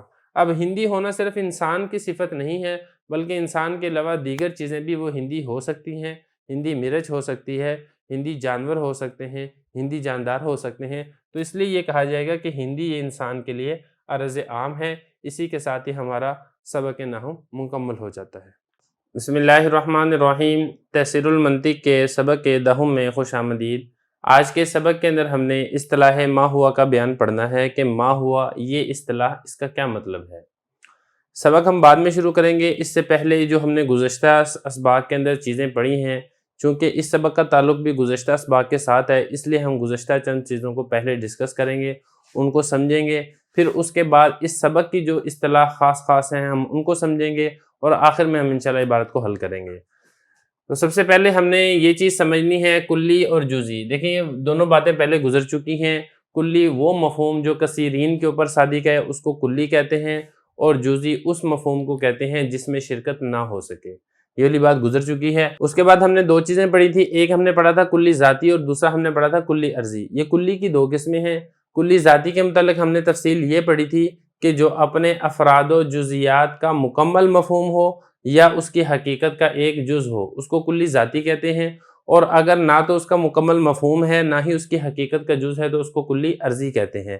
پھر کلی ذاتی کی آگے تین قسمیں تھیں، ایک تھی جنس، دوسری تھی نوع اور تیسری تھی فصل۔ اب جنس، نوع اور فصل کس کو کہتے ہیں؟ جنس کے بارے میں نے آپ کو تفصیل یہ بتائی تھی کہ جنس وہ کلی ذاتی ہے جو ایسے مفہوم اور ایسے افراد کے اوپر صادق آتی ہے جن کی حقیقتیں الگ الگ ہیں۔ میں نے اس کی مثال دی تھی حیوان کی، کہ حیوان کے جو افراد ہیں، انسان، بکر، غنم، ان سب کی حقیقتیں الگ الگ ہیں۔ یہ جنس کے بارے میں نے آپ کو بتایا تھا، اور نوع کے بارے میں نے آپ کو بتایا تھا جو ایسے افراد و جزیات کے اوپر صادق ہے جن کی حقائق ایک ہیں، الگ الگ نہیں ہیں، جیسے حیوان ناطق، اس کے جو افراد ہیں زید، عمر، بکر، ان سب کی حقیقت ایک ہے۔ اور فصل کے بارے میں نے آپ کو بتایا تھا جو ایسے افراد و جزیات کے اوپر صادق آتی ہے جن کی حقیقت ایک ہے اور اس حقیقت کو دیگر حقائق کے ساتھ وہ الگ کرتی ہے، جیسے انسان کی حقیقت حیوان ناطق ہے۔ یہ جو ناطق ہے یہ فصل ہے، کیونکہ یہ ناطق اس کو حیوان کے جو دیگر افراد ہیں بکر، غنم، ان سے یہ جدا کرتی ہے۔ تو یہ والی بات پہلے گزر چکی تھی جنس، نوع اور فصل کی، اور کلی عرضی کی بھی میں نے آپ کو دو باتیں بتا دی تھی۔ ایک میں نے آپ کو بتایا تھا، ایک ہوتا ہے خاصہ اور دوسرا ہوتا ہے یہ عرض عام۔ تو خاصہ یہ وہ خاصیت ہوتی ہے، وہ صفت ہوتی ہے جو نہ تو اپنے افراد و جزیات کی مکمل حقیقت ہوتی ہے، نہ ہی حقیقت کا ایک جز ہوتی ہے، بلکہ حقیقت سے خارج ہوتی ہے اور اپنے وجود میں غیر کی محتاج ہوتی ہے، اور اس کے ساتھ ساتھ یہ صرف ایک ہی قسم کی حقیقت کے افراد و جزیات کے ساتھ ہی خاص ہوتی ہے، اس کے علاوہ دیگر کے اندر نہیں پائی جاتی۔ جیسے کہ اس کی مثال گزری تھی ذاہق، یہ انسان کے لیے خاصہ ہے، انسان کے علاوہ جو دیگر ہیں حیوان کے افراد و جزیات، بکر، غنم، ان کے اندر یہ والی صفت نہیں پائی جاتی۔ اور عرض عام کے بارے میں نے آپ کو بتایا تھا کہ ایک عمومی صفت کو یہ کہا جاتا ہے جو کہ اپنے حقیقت کے افراد کے اندر بھی پائی جاتی ہے اور اپنی حقیقت کے علاوہ جو دیگر حقائق ہیں ان کے جزیات و افراد کے اندر بھی پائی جاتی ہے۔ جیسے کہ اس کی مثال آئی تھی ماشی، میں نے بتایا تھا آپ کو، عاقل، کھانے والا میں نے آپ کو بتایا تھا۔ تو یہاں تک تو ہماری گزشتہ سبق ہمارا ہو چکا تھا، جنس، نوع، فصل تک، اور خاصہ اور عرض عام تک۔ لیکن ایک چیز اور بھی سمجھنا بڑی ضروری ہے، اس کا تعلق آج کے سبق کے ساتھ بھی ہے اور اس کا تعلق اگلے سبق کے ساتھ بھی ہے۔ وہ یہ سمجھیں کہ جنس کی ایک مثال تو ہم نے پڑھی تھی حیوان کی، کہ حیوان کے ماتحت مختلف افراد ہیں، مختلف جزیات ہیں، اور ان سب کی حقیقتیں الگ الگ ہیں۔ زید کی حقیقت الگ ہے، بکر کی حقیقت الگ ہے، غنم کی حقیقت الگ ہے، فرس کی حقیقت الگ ہے۔ لیکن آپ یہاں پر یہ سمجھے کہ یہ جو جنس ہے جو کہ میں نے آپ کو بتایا حیوان، اس سے اوپر بھی ایک جنس ہے۔ اس سے اوپر والی جنس کون سی ہے؟ اس سے اوپر والی جنس ہے جسم نامی۔ تو پہلی جنس ہو جائے گی حیوان کے مختلف افراد ہیں، مختلف جزیات ہیں جن کے اوپر حیوان جنس صادق آتی ہے۔ پھر اس سے اوپر والی جو جنس ہے وہ ہے جسم نامی۔ جسم نامی مطلب بڑھنے والا، کیونکہ اگر آپ حیوان کی تعریف کرتے ہیں تو حیوان کہتے ہیں جو جسم ہو، اس کا وجود ہونا چاہیے، اور جسم کا مطلب کیا ہوتا ہے وہ ہم آگے چل کے بتائیں گے آپ کو یہاں پہ۔ تو پہلے آپ یہ سمجھیں کہ حیوان اس کو کہتے ہیں جو جسم ہو، جسم کے ساتھ جسم نامی ہو، پھلنے پھولنے والا ہو، بڑھوتری کرنے والا ہو، اس کے ساتھ ساتھ حساس بھی ہو، اس کو احساس ہونا چاہیے، گرمی کا، سردی کا، کھانے کا، پینے کا، بھوک کا وغیرہ اس کو احساس ہونا چاہیے، اور اسی کے ساتھ ساتھ متحرک بالارادہ ہو، اپنے ارادے کے ساتھ حرکت کرنے والا ہو۔ ایسی شے کو، ایسے حیوان کو حیوان کہا جاتا ہے۔ تو یہ تو ہوگی حیوان کی تعریف۔ لیکن اس سے اوپر والی جو جنس ہے، اس سے اوپر والی جنس ہوتی ہے جسم نامی۔ اس میں کیا ہوتا ہے؟ اس میں اس کا وجود بھی ہوتا ہے، لمبائی چوڑائی ہوتی ہے، لیکن اس کے اندر متحرک بالارادہ نہیں ہوتا، اپنے ارادے کے ساتھ وہ حرکت کرنے والا نہیں ہوتا، البتہ پھلنے پھولنے والا ہوتا ہے، بڑھوتری کرنے والا ہوتا ہے۔ اس میں درخت آ جاتے ہیں۔ اب یہ دیکھیں، اب جب تک ہم نے حیوان کہا تھا تو حیوان کے اندر درخت نہیں تھے، کیونکہ درختوں کے اندر یہ والی خاصیت نہیں ہوتی کہ وہ اپنے ارادے سے حرکت کرنے والے ہوں یا وہ چیزوں کو محسوس اور احساس کرنے والے ہوں۔ تو حیوان کے اندر درخت نہیں تھے، لیکن جسم نامی کے اندر حیوان سارے کے سارے بھی موجود ہیں، کیونکہ جتنے بھی حیوان ہیں وہ سارے کے سارے پھلنے پھولنے والے ہوتے ہیں، بڑھوتری کرنے والے ہوتے ہیں، لیکن اس کے ساتھ ساتھ جسم نامی کے اندر تمام کے تمام درخت بھی آ چکے ہیں۔ تو اس لیے یہ کہا جائے گا کہ یہ اوپر والی جنس ہے، کیونکہ اس کے جو افراد و جزیات ہیں حیوان کے وہ کم ہیں، جسم نامی کے جو افراد و جزیات ہیں وہ زیادہ ہیں۔ تو یہ جسم نامی حیوان سے اوپر والی جنس ہے۔ اب آپ آگے دیکھیں کہ جسم نامی سے اوپر والی جنس وہ جسم ہے، مطلق جسم، اس کو جسم بھی کہتے ہیں اور اس کو مطلق جسم بھی کہتے ہیں۔ مطلق جسم ہونے کا کیا مطلب ہے؟ اس کا مطلب یہ ہے کہ چاہے وہ نامی ہو چاہے وہ نامی نہ ہو، مطلب پھلنے پھولنے والا بڑھوتری کرنے والا ہو چاہے پھلنے پھولنے والا بڑھوتری کرنے والا نہ ہو، دونوں کو جسم کہا جاتا ہے۔ تو یہ جو جسم ہے اس کے افراد و جزیات وہ جسم نامی سے زیادہ ہیں، کیونکہ جسم نامی میں نے آپ کو بتایا تھا کہ اس میں حیوان کے تمام افراد بھی آتے ہیں، اس کے علاوہ درخت بھی آتا ہے، لیکن جسم نامی سے پتھر اور جمادات نکل جاتے ہیں، کیونکہ اگرچہ ان کا جسم تو ہوتا ہے، مطلب ان کی لمبائی چوڑائی گہرائی اونچائی تو ہوتی ہے، لیکن اس کے ساتھ ساتھ ان کے اندر یہ والی صفت نہیں ہوتی بڑھوتری کرنے والی۔ اور اس کے علاوہ جتنی بھی جمادات ہیں، یعنی جن کے اندر روح نہیں ہے، جن کے اندر نمو اور نشو و نما نہیں ہوتی ہے، وہ سارے کے سارے جسم نامی سے نکل جائیں گے، لیکن جسم کے اندر وہ داخل ہوں گے۔ تو جسم کی دو قسمیں ہو جائیں گی، ایک تو وہ جو پھلنے پھولنے والے ہیں، بڑھوتری کرنے والے ہیں، جیسے کہ درخت ہیں یا حیوانات ہیں، وہ بھی جسم کے اندر آ جائیں گے۔ اس کے علاوہ وہ تمام چیزیں بھی آ جائیں گی جو پھلنے پھولنے والی نہیں ہیں، بڑھوتری کرنے والی نہیں ہیں، لیکن ان کا جسم ہے۔ جسم کا کیا مطلب ہے؟ جس کی لمبائی ہو، چوڑائی ہو، اونچائی ہو، گہرائی ہو، اس کو جسم کہا جاتا ہے۔ تو ہم یہ کہیں گے کہ جو جسم ہے یہ جسم نامی سے بھی اوپر والی جنس ہے، کہ اس کے افراد و جزیات جسم نامی سے زیادہ ہیں، جسم نامی والے تمام افراد و جزیات بھی جسم کے اندر داخل ہیں، اس کے علاوہ جسم کے اندر اور بھی مزید افراد و جزیات ہیں جو کہ جسم نامی کے اندر داخل نہیں ہیں۔ پھر جسم نامی سے اوپر والی جو جنس ہے وہ ہے جوہر۔ جوہر کس کو کہتے ہیں؟ دیکھیں، جوہر کہتے ہیں وجود کو، یعنی جس کا کوئی وجود پایا جائے۔ اب وجود کی دو قسمیں ہیں، ایک وجود کی قسم ہے جسم، اور دوسری وجود کی قسم ہے جس کا جسم نہ ہو۔ مثال کے طور پہ ہوا ہے، ہوا یہ جوہر تو ہے اور اس کا وجود ہے، ہوا کا وجود ہے جیسا کہ ہر کوئی جانتا ہے۔ یا ہم اس کی مثال لیں اللہ تعالیٰ کی ذات، اللہ تعالیٰ کی ذات کا وجود تو ہے لیکن اللہ تعالیٰ کی ذات کا جسم نہیں ہے، تو اللہ تعالیٰ کی ذات غیر جسم والی ہے۔ تو خلاصہ یہ ہے کہ جوہر کی دو قسمیں ہیں، ایک یہ کہ جو جسم والا جوہر ہو، دوسرا یہ کہ جو جسم کے بغیر ہو، جس کا جسم نہ ہو۔ تو اس کو کہا جاتا ہے جوہر کو جنس الاجناس، یعنی جتنی جنسیں ہیں یہ ان کے سب کی سب سے بڑی جنس ہے، اس سے اوپر مناطقہ کے نزدیک کوئی اور جنس نہیں ہے۔ اب یہاں پہ جوہر میں آپ دیکھیں جو جسم والے ہیں وہ سارے کے سارے بھی جوہر کے اندر داخل ہیں، کیونکہ میں نے آپ کو بتایا کہ جوہر کی دو قسمیں، ایک جسم والی اور ایک بغیر جسم والی، اور لیکن جوہر کی ایک قسم ایسی ہے جو جسم کے تحت داخل نہیں ہے۔ اور اوپر والی جتنے افراد و جزیات ہیں، چاہے وہ حیوان کے افراد و جزیات ہوں، جسم نامی کے افراد و جزیات ہوں، جسم کے افراد و جزیات ہوں، سارے کے سارے جو ہیں وہ جوہر کے بھی افراد و جزیات ہیں، لیکن جوہر کی ایک قسم ایسی ہے جو اوپر والی قسموں کے اندر نہیں پائی جاتی، تو اس لیے اس کو جنس الاجناس کہتے ہیں۔ مناطقہ کے نزدیک اس سے اوپر والی جنس نہیں ہے۔ تو آج کے سبق کے اندر ہم نے کیا پڑھا؟ ہم نے کلی پڑھ لیا، جزئی پڑھ لیا، کلی ذاتی، کلی عرضی پڑھ لیا۔ کلی ذاتی کی 3 قسمیں، جنس، نوع، فصل پڑھ لی۔ کلی عرضی کی 2 قسمیں، خاصہ اور عرض عام پڑھ لی۔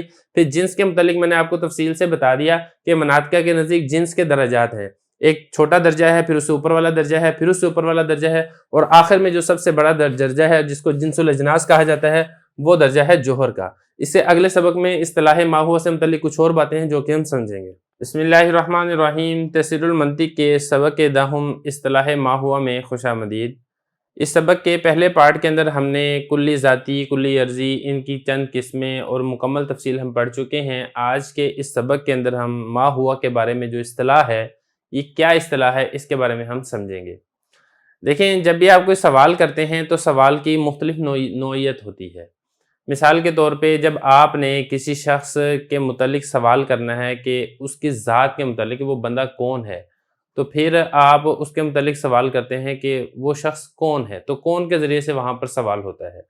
اور اگر آپ نے سوال کرنا ہو کسی شخص کی طبیعت کے متعلق تو پھر آپ سوال کرتے ہیں کیسے سے، آپ کی طبیعت کیسی ہے، یا آپ کے والد صاحب کیسے ہیں، آپ کا بھائی کیسا ہے۔ تو دیکھیں، طبیعت کے بارے میں سوال ہو تو کیسے کا لفظ استعمال ہوتا ہے اردو میں۔ اسی طرح اگر آپ نے جگہ کے متعلق سوال کرنا ہو تو آپ لفظ استعمال کرتے ہیں کہاں، فلاں شخص کہاں ہے۔ تو کہاں کے سے جب بھی سوال ہوگا تو جگہ کے متعلق سوال ہوگا، کیسے سے جب بھی سوال ہوگا تو کیفیت یعنی حال احوال کے متعلق سوال ہوگا، اور کون کے متعلق جب بھی سوال ہوگا تو اس شخص کی ذات اور شخصیت سے متعلقہ سوال ہوگا۔ تو اسی طرح جو منطقی لوگ ہیں جب وہ کسی شے کی حقیقت کے بارے میں سوال کرتے ہیں تو وہ میم الف ما اور ہوا کے ذریعے سے سوال کرتے ہیں، اس کو کہتے ہیں اصطلاح ما ہوا۔ اصطلاح ما ہوا کا مطلب یہ ہوتا ہے کہ فلاں چیز وہ کیا ہے، اس کی حقیقت کیا ہے۔ تو اس کی آگے مکمل تفصیل ہے وہ ہم بعد میں پڑھیں گے، لیکن سب سے پہلے آپ ہوا کے بارے میں سمجھیں۔ لیکن جو ہوا ہے یہ واحد مذکر غائب کا صیغہ ہے جو کہ میم الف ما کی طرف لوٹ رہا ہے۔ اگر تو سوال کیا جا رہا ہے ایک چیز کے متعلق اور وہ چیز مذکر ہے تو پھر آپ ہوا لے کر آئیں گے، جیسے الانسان ما ہوا، انسان وہ کیا ہے، انسان کی حقیقت کیا ہے۔ تو اب یہاں پہ دیکھیں ایک چیز کے متعلق سوال تھا تو آپ ہوا ضمیر لے کر آئیں گے، کیونکہ ہوا ضمیر کی جو وضع ہے وہ ایک چیز کے لیے رکھی گئی ہے۔ یہ اسی طرح اگر سوال کیا جا رہا ہے دو چیزوں کے متعلقہ تو پھر آپ ہما ضمیر لے کر آئیں گے۔ مثال کے طور پہ اگر کوئی سوال کرتا ہے آپ سے الانسان والبقر ما، پھر ہما لے کر آئیں گے۔ ہما کیوں لے کر آئیں گے؟ کیونکہ یہاں پہ پیچھے دو ہیں، ایک انسان ہے اور دوسرا بکر ہے، اس لیے آپ ہوا کے بدلے میں ہما تسنیہ کی ضمیر لے کر آئیں گے۔ اور اگر سوال کیا جا رہا ہے دو سے زیادہ کے متعلق، تین ہیں یا تین سے زیادہ ہیں، 5 ہیں، 10 ہیں، تو پھر دو صورتیں ہیں، چاہے آپ ہم ضمیر لے آئیں چاہے آپ ہی ضمیر لے آئیں۔ مثال کے طور پہ کوئی سوال کرتا ہے الفرس والانسان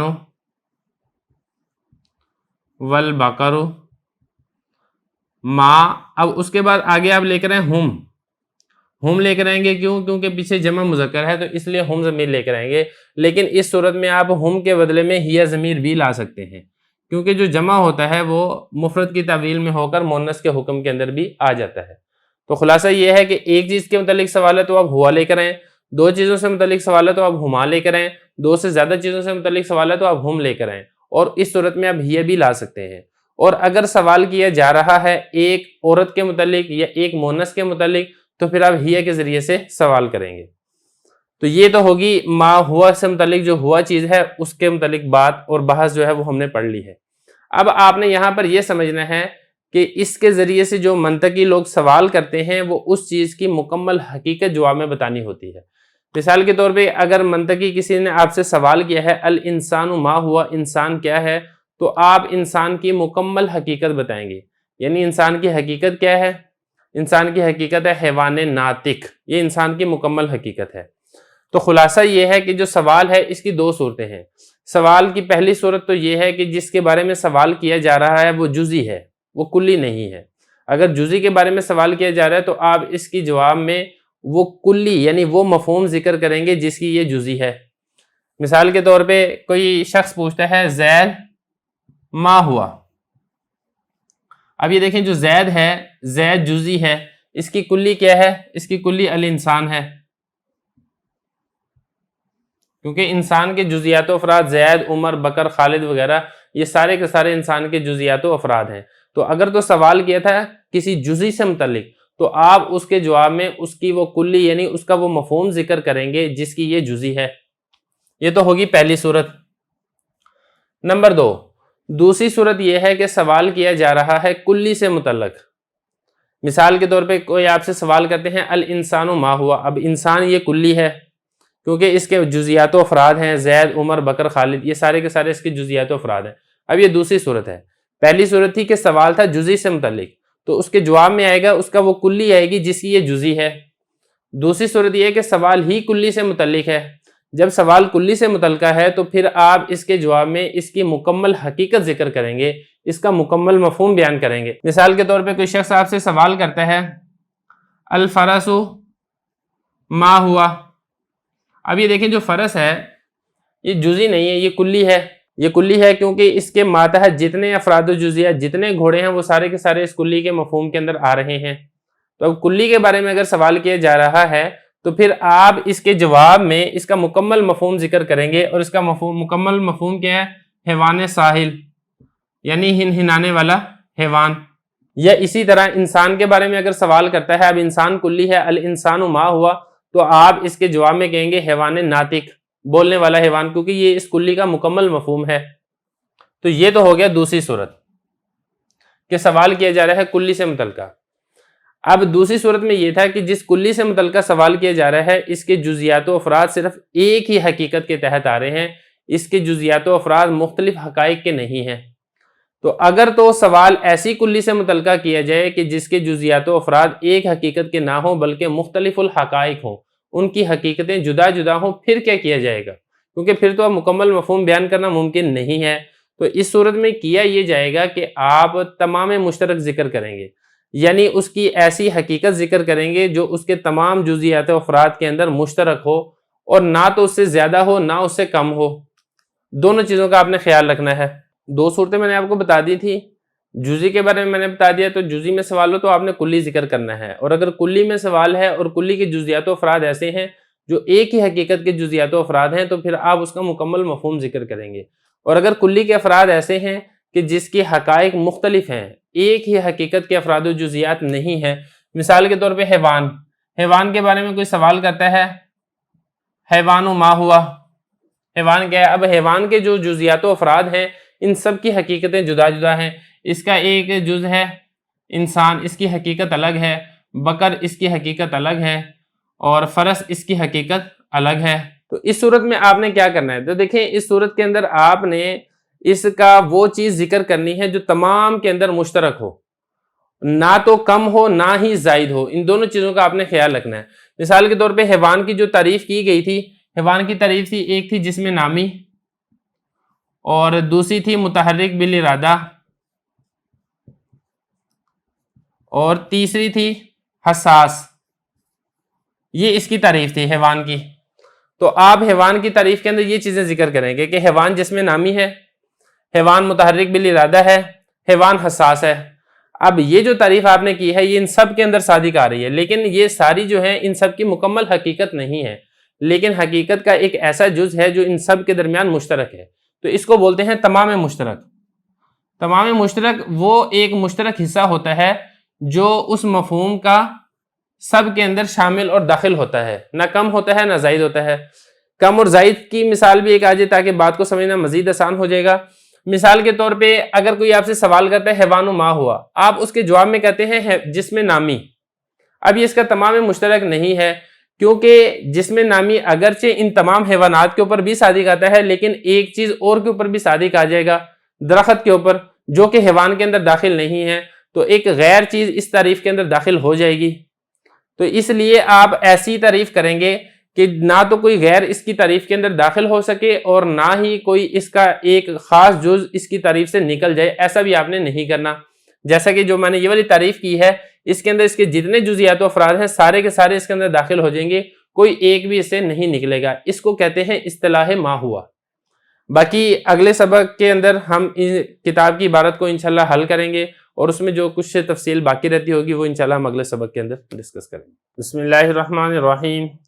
تفسیر المنطق کے سبق دہم اصطلاح ما ہوا میں خوش آمدید۔ اس سبق کے گزشتہ 2 حصوں میں ہم مکمل مسئلہ تفصیل کے ساتھ سمجھ چکے ہیں۔ آج کے اس پارٹ میں ہم اس سبق سے متعلقہ عبارت کو حل کریں گے۔ حضرت فرما رہے ہیں کہ جاننا چاہیے کہ منطقیوں نے یہ اصطلاح مقرر کی ہے۔ اصطلاح کا کیا مطلب ہے؟ اصطلاح کہتے ہیں ایک مخصوص لفظ جو کسی مخصوص معنی کے لیے استعمال کیا جائے۔ تو منطقی لوگ جو ما ہوا ہے یہ مخصوص لفظ کو استعمال کرتے ہیں ایک مخصوص معنی کے لیے، ایک خاص معنی کے لیے۔ یہ اصطلاح مقرر کی ہے، یعنی ایک خاص لفظ مقرر کیا ہے، اور نیز محاورہ بھی ہے۔ منطقیوں کے نزدیک یہ محاورہ بھی ہے کہ لفظ ما ہوا کیا ہے، وہ سے کسی شے کی حقیقت کا سوال کرتے ہیں، یعنی اس شے کی حقیقت کیا ہے، جب حقیقت پوچھنی ہو تو پھر ما ہوا کے ذریعے سے سوال کرتے ہیں۔ جیسے کہیں الانسان ما ہوا، انسان کیا ہے، تو مطلب اس کا یہ ہے کہ انسان کی حقیقت کیا ہے، حقیقت بتاؤ۔ اگلی بات، اگر ما ہوا سے سوال ایک شے کو لے کر کیا ہے تو مطلب یہ ہوگا کہ اس کی وہ حقیقت جو اس کے ساتھ مخصوص ہے بتاؤ۔ اگر ایک چیز کے بارے میں سوال ہے تو اس کی جو مکمل حقیقت ہے وہ آپ نے بتانی ہوگی، اور جواب میں حقیقت مخصوصہ آئے گی، حقیقت مخصوصہ ہی آئے گی۔ جیسے کہیں الانسان ما ہوا تو جواب اس کا حیوان ناطق ہوگا، اس لیے کہ یہی اس کی حقیقت مختصہ ہے۔ مختصہ کہیں یا مخصوصہ کہیں، اس کا مطلب ہوتا ہے خاص حقیقت، مکمل حقیقت۔ تو چونکہ انسان کی مکمل حقیقت حیوان ناطق ہی ہے، اس لیے اگر انسان کو لے کر سوال کیا جائے گا تو پھر آپ اس کے جواب میں کہیں گے حیوان ناطق۔ یہ میں نے دوسرے طریقے سے سمجھایا تھا آپ کو، بات ایک ہی ہے۔ میں نے یہ کہا تھا کہ اگر کلی کو لے کر سوال کیا جا رہا ہے اور اس کے جزیات و افراد ایک ہی حقیقت کے تحت آ رہے ہیں تو آپ اس کی مکمل حقیقت بتائیں گے۔ تو یہی انہوں نے یہ پہلی بات بتائی ہے۔ اس کے بعد اگلی بات ہے جو ہم اس کے بعد ذکر کرتے ہیں۔ اور اگر دو شے یا زیادہ کو لے کر سوال کریں تو اس کا مطلب یہ ہے کہ وہ حقیقت بتاؤ جو ان سب میں تمام مشترک ہے۔ تمام مشترک کا کیا مطلب وہ آگے خود بتا رہے ہیں، یعنی وہ مشترک جز بتاؤ کہ جس قدر اجزاء ان چیزوں میں مشترک ہیں وہ سب اس میں آ جائیں، وہ سب اس مشترک چیز کے اندر آ جائیں، وہ جز آپ نے بتانا ہے، کوئی مشترک اس سے باہر نہ ہو۔ چونکہ مثال سے بات سمجھنی آسان ہے اس لیے آگے مثال بھی دی ہے۔ جیسے یوں پوچھے انسان والبقر والغنم ما ہم، انسان بیل اور بکری کیا ہیں، تو جواب میں حیوان آئے گا، جسم نہیں آئے گا، اس لیے کہ حیوان ہی ان کی پوری حقیقت مشترک ہے اور جسم تمام مشترک نہیں ہے، اس لیے کہ حیوان میں تمام مشترک اجزاء آ جاتے ہیں، جسم میں نہیں آتے۔ لیکن جو تعریف ہوتی ہے نا، اس میں دو چیزوں کا ہونا ضروری ہوتا ہے۔ ایک اس میں ہوتا ہے جامع لجمیع الافراد اور دوسرا ہوتا ہے مانع عن دخول غیر۔ جامع لجمیع الافراد کا مطلب یہ ہوتا ہے کہ اس کے جتنے افراد ہیں وہ سارے تعریف آپ ایسی کریں کہ وہ سارے کے سارے افراد اس تعریف کے اندر آ جائیں، اس کو کہتے ہیں جامع لجمیع الافراد۔ اور دوسرا ہوتا ہے مانع عن دخول غیر، تعریف ایسی ہونی چاہیے کہ جو اس کے افراد ہیں وہ تو آئیں تعریف کے اندر، اس کے علاوہ کوئی اور اضافی آدمی اس تعریف کے اندر نہ آ جائے، کوئی اضافی چیز کو الگ چیز اس تعریف کے اندر نہ آ جائے، اس کو کہتے ہیں مانع عن دخول غیر۔ اسی طرح اگر کس نے سوال کیا ہے الانسان والبقر والغنم ما ہم، انسان بیل اور بکری کیا ہیں، تو آپ جواب میں حیوان تو کہیں گے کیونکہ حیوان تمام مشترک ہیں کہ حیوان یہ جو تین افراد ہیں اس کے انسان بکر اور غنم، یہ تینوں حیوان کی تعریف کے اندر آ جائیں گے۔ لیکن آپ اس کی تعریف جسم نامی نہیں کر سکتے، کیونکہ اگر آپ اس کی تعریف جسم نامی کریں گے یا جسم کریں گے تو مانع عن دخول غیر تعریف نہیں رہ جائے گی، کچھ ایسی چیزیں بھی اس تعریف کے اندر آ جائیں گی جو کہ ان سے ہٹ کر ہیں۔ مثال کے طور پہ درخت بھی آ جائیں گے اس تعریف کے اندر، کیونکہ درخت بھی جسم نامی ہوتا ہے، اور اگر صرف جسم کے ساتھ آپ نے تعریف کیا تو پتھر بھی اس تعریف کے اندر آ جائیں گے، کیونکہ پتھر کا بھی ایک وجود اور ایک جسم ہوتا ہے، لیکن انسان بکر اور غنم کے ساتھ ایک اضافی چیز بھی آ جائے گی، تو اس لیے آپ نے اس طرح یہ تعریف نہیں کرنی۔ اور اگر ان کے ساتھ کسی درخت مثلا درخت انار کو شامل کر لیں تو جواب جسم نامی بڑھنے والا جسم ہوگا، اس لیے کہ اس وقت یہی تمام میں مشترک ہے۔ اور اگر پتھر بھی ساتھ ملا لیا جائے اور سوال یہ کیا جائے الانسان والبقر وشجرۃ الرمان والحجر ما ہی، انسان بیل درخت انار اور پتھر کیا ہیں، تو جواب جسم ہوگا، اس لیے کہ یہی ان کی تمام حقیقتیں مشترکہ ہے۔ دیکھیں اسے پچھلے والی ویڈیو کے اندر میں نے آپ کو جنس کے متعلق تفصیل سے بتایا تھا کہ جنس کے درجات ہوتے ہیں، اس میں حیوان ہے، اس سے اوپر والا درجہ جسم نامی ہے، جسم نامی سے اوپر والا درجہ جسم ہے، اس سے اوپر والا درجہ جوہر ہے جس کو جنس الاجناس کہا جاتا ہے۔ یہ سمجھنا اس لیے ضروری ہے کہ وہ آپ کو یہاں پر سمجھنے کے اندر کام آئے گا۔ دیکھیں اس میں یہ انہوں نے بتایا ہے کہ تمام مشترک آپ نے شامل کرنا ہے کہ وہ تمام اجزاء جو ان تمام کو مشترک ہیں وہ سارے کے سارے اس کے اندر آنے چاہیے۔ اگر تو سوال ہے صرف حیوانات کے متعلق سوال ہے تو پھر آپ اس کے جواب میں حیوان کہیں گے، کیونکہ حیوان کے جتنے افراد ہیں وہ سارے حیوان کے اندر داخل ہو جائیں گے۔ لیکن اگر اس کے ساتھ ساتھ کوئی درخت بھی آ گیا ہے، جیسے انہوں نے مثال دی ہے درخت انار کی، تو آپ اس کے جواب میں حیوان نہیں کہیں گے، کیونکہ اس کے جواب میں اگر آپ حیوان کہیں گے تو حیوانات تو اس کے اندر آ جائیں گے لیکن جو درخت انار ہے وہ نہیں آئے گا۔ تو جواب آپ نے ایسا دینا ہے جو ساروں کے اندر مشترک ہونا چاہیے، جزو مشترک آپ نے جواب دینا ہے۔ دوسرے لفظوں میں ہم یہ کہیں کہ اگر آپ اس کا جواب حیوان کے ساتھ دیں گے تو پھر جامع لجمیع الافراد تعریف نہیں ہوگی، کس کی تعریف سے ایک فرد باہر نکل جائے گا۔ اور اگر اس کا آپ جواب دیتے ہیں درخت انار مثال کے طور پہ اگر آپ نے شامل کرنا ہے اور آپ اس کا جواب دیتے ہیں جسم کو، تو پھر جامع لجمیع الافراد تو ہوگا لیکن مانع عن دخول غیر نہیں ہوگا، کیونکہ درخت کے ساتھ ساتھ جو بے جان اشیاء جمادات ہیں وہ بھی تعریف کے اندر داخل ہو جائیں گے۔ تو خلاصہ یہ ہے کہ تعریف کے اندر دونوں چیزوں کا ہونا ضروری ہے، جامع لجمیع الافراد ہو، مانع عن دخول غیر ہو، یہ پہلی بات ہے۔ اور دوسری بات یہ کہ جزو مشترک آپ نے ایسا لینا ہے، ایسی جنس لینی ہے کہ جتنے اس کے ماتحت افراد ہیں وہ تو آئیں، اس سے اوپر والا درجہ بھی نہ ہو، اس سے نیچے والا درجہ بھی نہ ہو۔ یہی انہوں نے کہا کہ اگر آپ اس کے ساتھ ساتھ پتھر کو بھی شامل کر لیں گے اور آپ یہ سوال کریں گے انسان بکر اور درخت انار اور پتھر کیا ہیں، تو پھر آپ اس کے جواب کے اندر جسم کہیں گے، کیونکہ جسم ہی اس ایک ایسا جزو مشترک ہے جو ان تمام افراد کے اندر پایا جا رہا ہے۔ یہاں تک ہمارا سبق مکمل ہو گیا ہے، اگلے ویڈیو میں ہم انشاءاللہ اس کی تمرین کو حل کریں گے۔ بسم اللہ الرحمن الرحیم۔ تحصیل المنطق کے سبق دہم اصطلاح ما ہوا میں خوش آمدید۔ ما ہوا کی اصطلاح کیا ہے، کیا کیا تفصیل ہے، ساری وضاحت ہم پڑھ چکے ہیں۔ آج کے اس لیکچر میں ہم اس سے متعلقہ تمرین کو حل کریں گے۔ تو سوالات یہ ہیں، اشیاء ذیل جو یکجا یا علیحدہ علیحدہ لکھی گئی ہیں، ان کے جوابات بتاؤ۔ مثال کے طور پہ کچھ سوال کرتا ہے ان سب چیزوں سے، سوال کرتا ہے الفرس والانسان ما ہما، یا سوال کرتا ہے فرس و غنم ما ہما، درخت انگور و حجر ما ہم۔ ان سب کے بارے میں اگر سوال کرے گا تو آپ نے ان کے جوابات دینے ہیں جو کہ آپ پڑھ چکے ہیں، اسی سے متعلقہ آپ نے حل کر کے اس کو جواب دینے ہیں۔ پہلا دیکھ لیتے ہیں، پہلا ہے فرس و انسان۔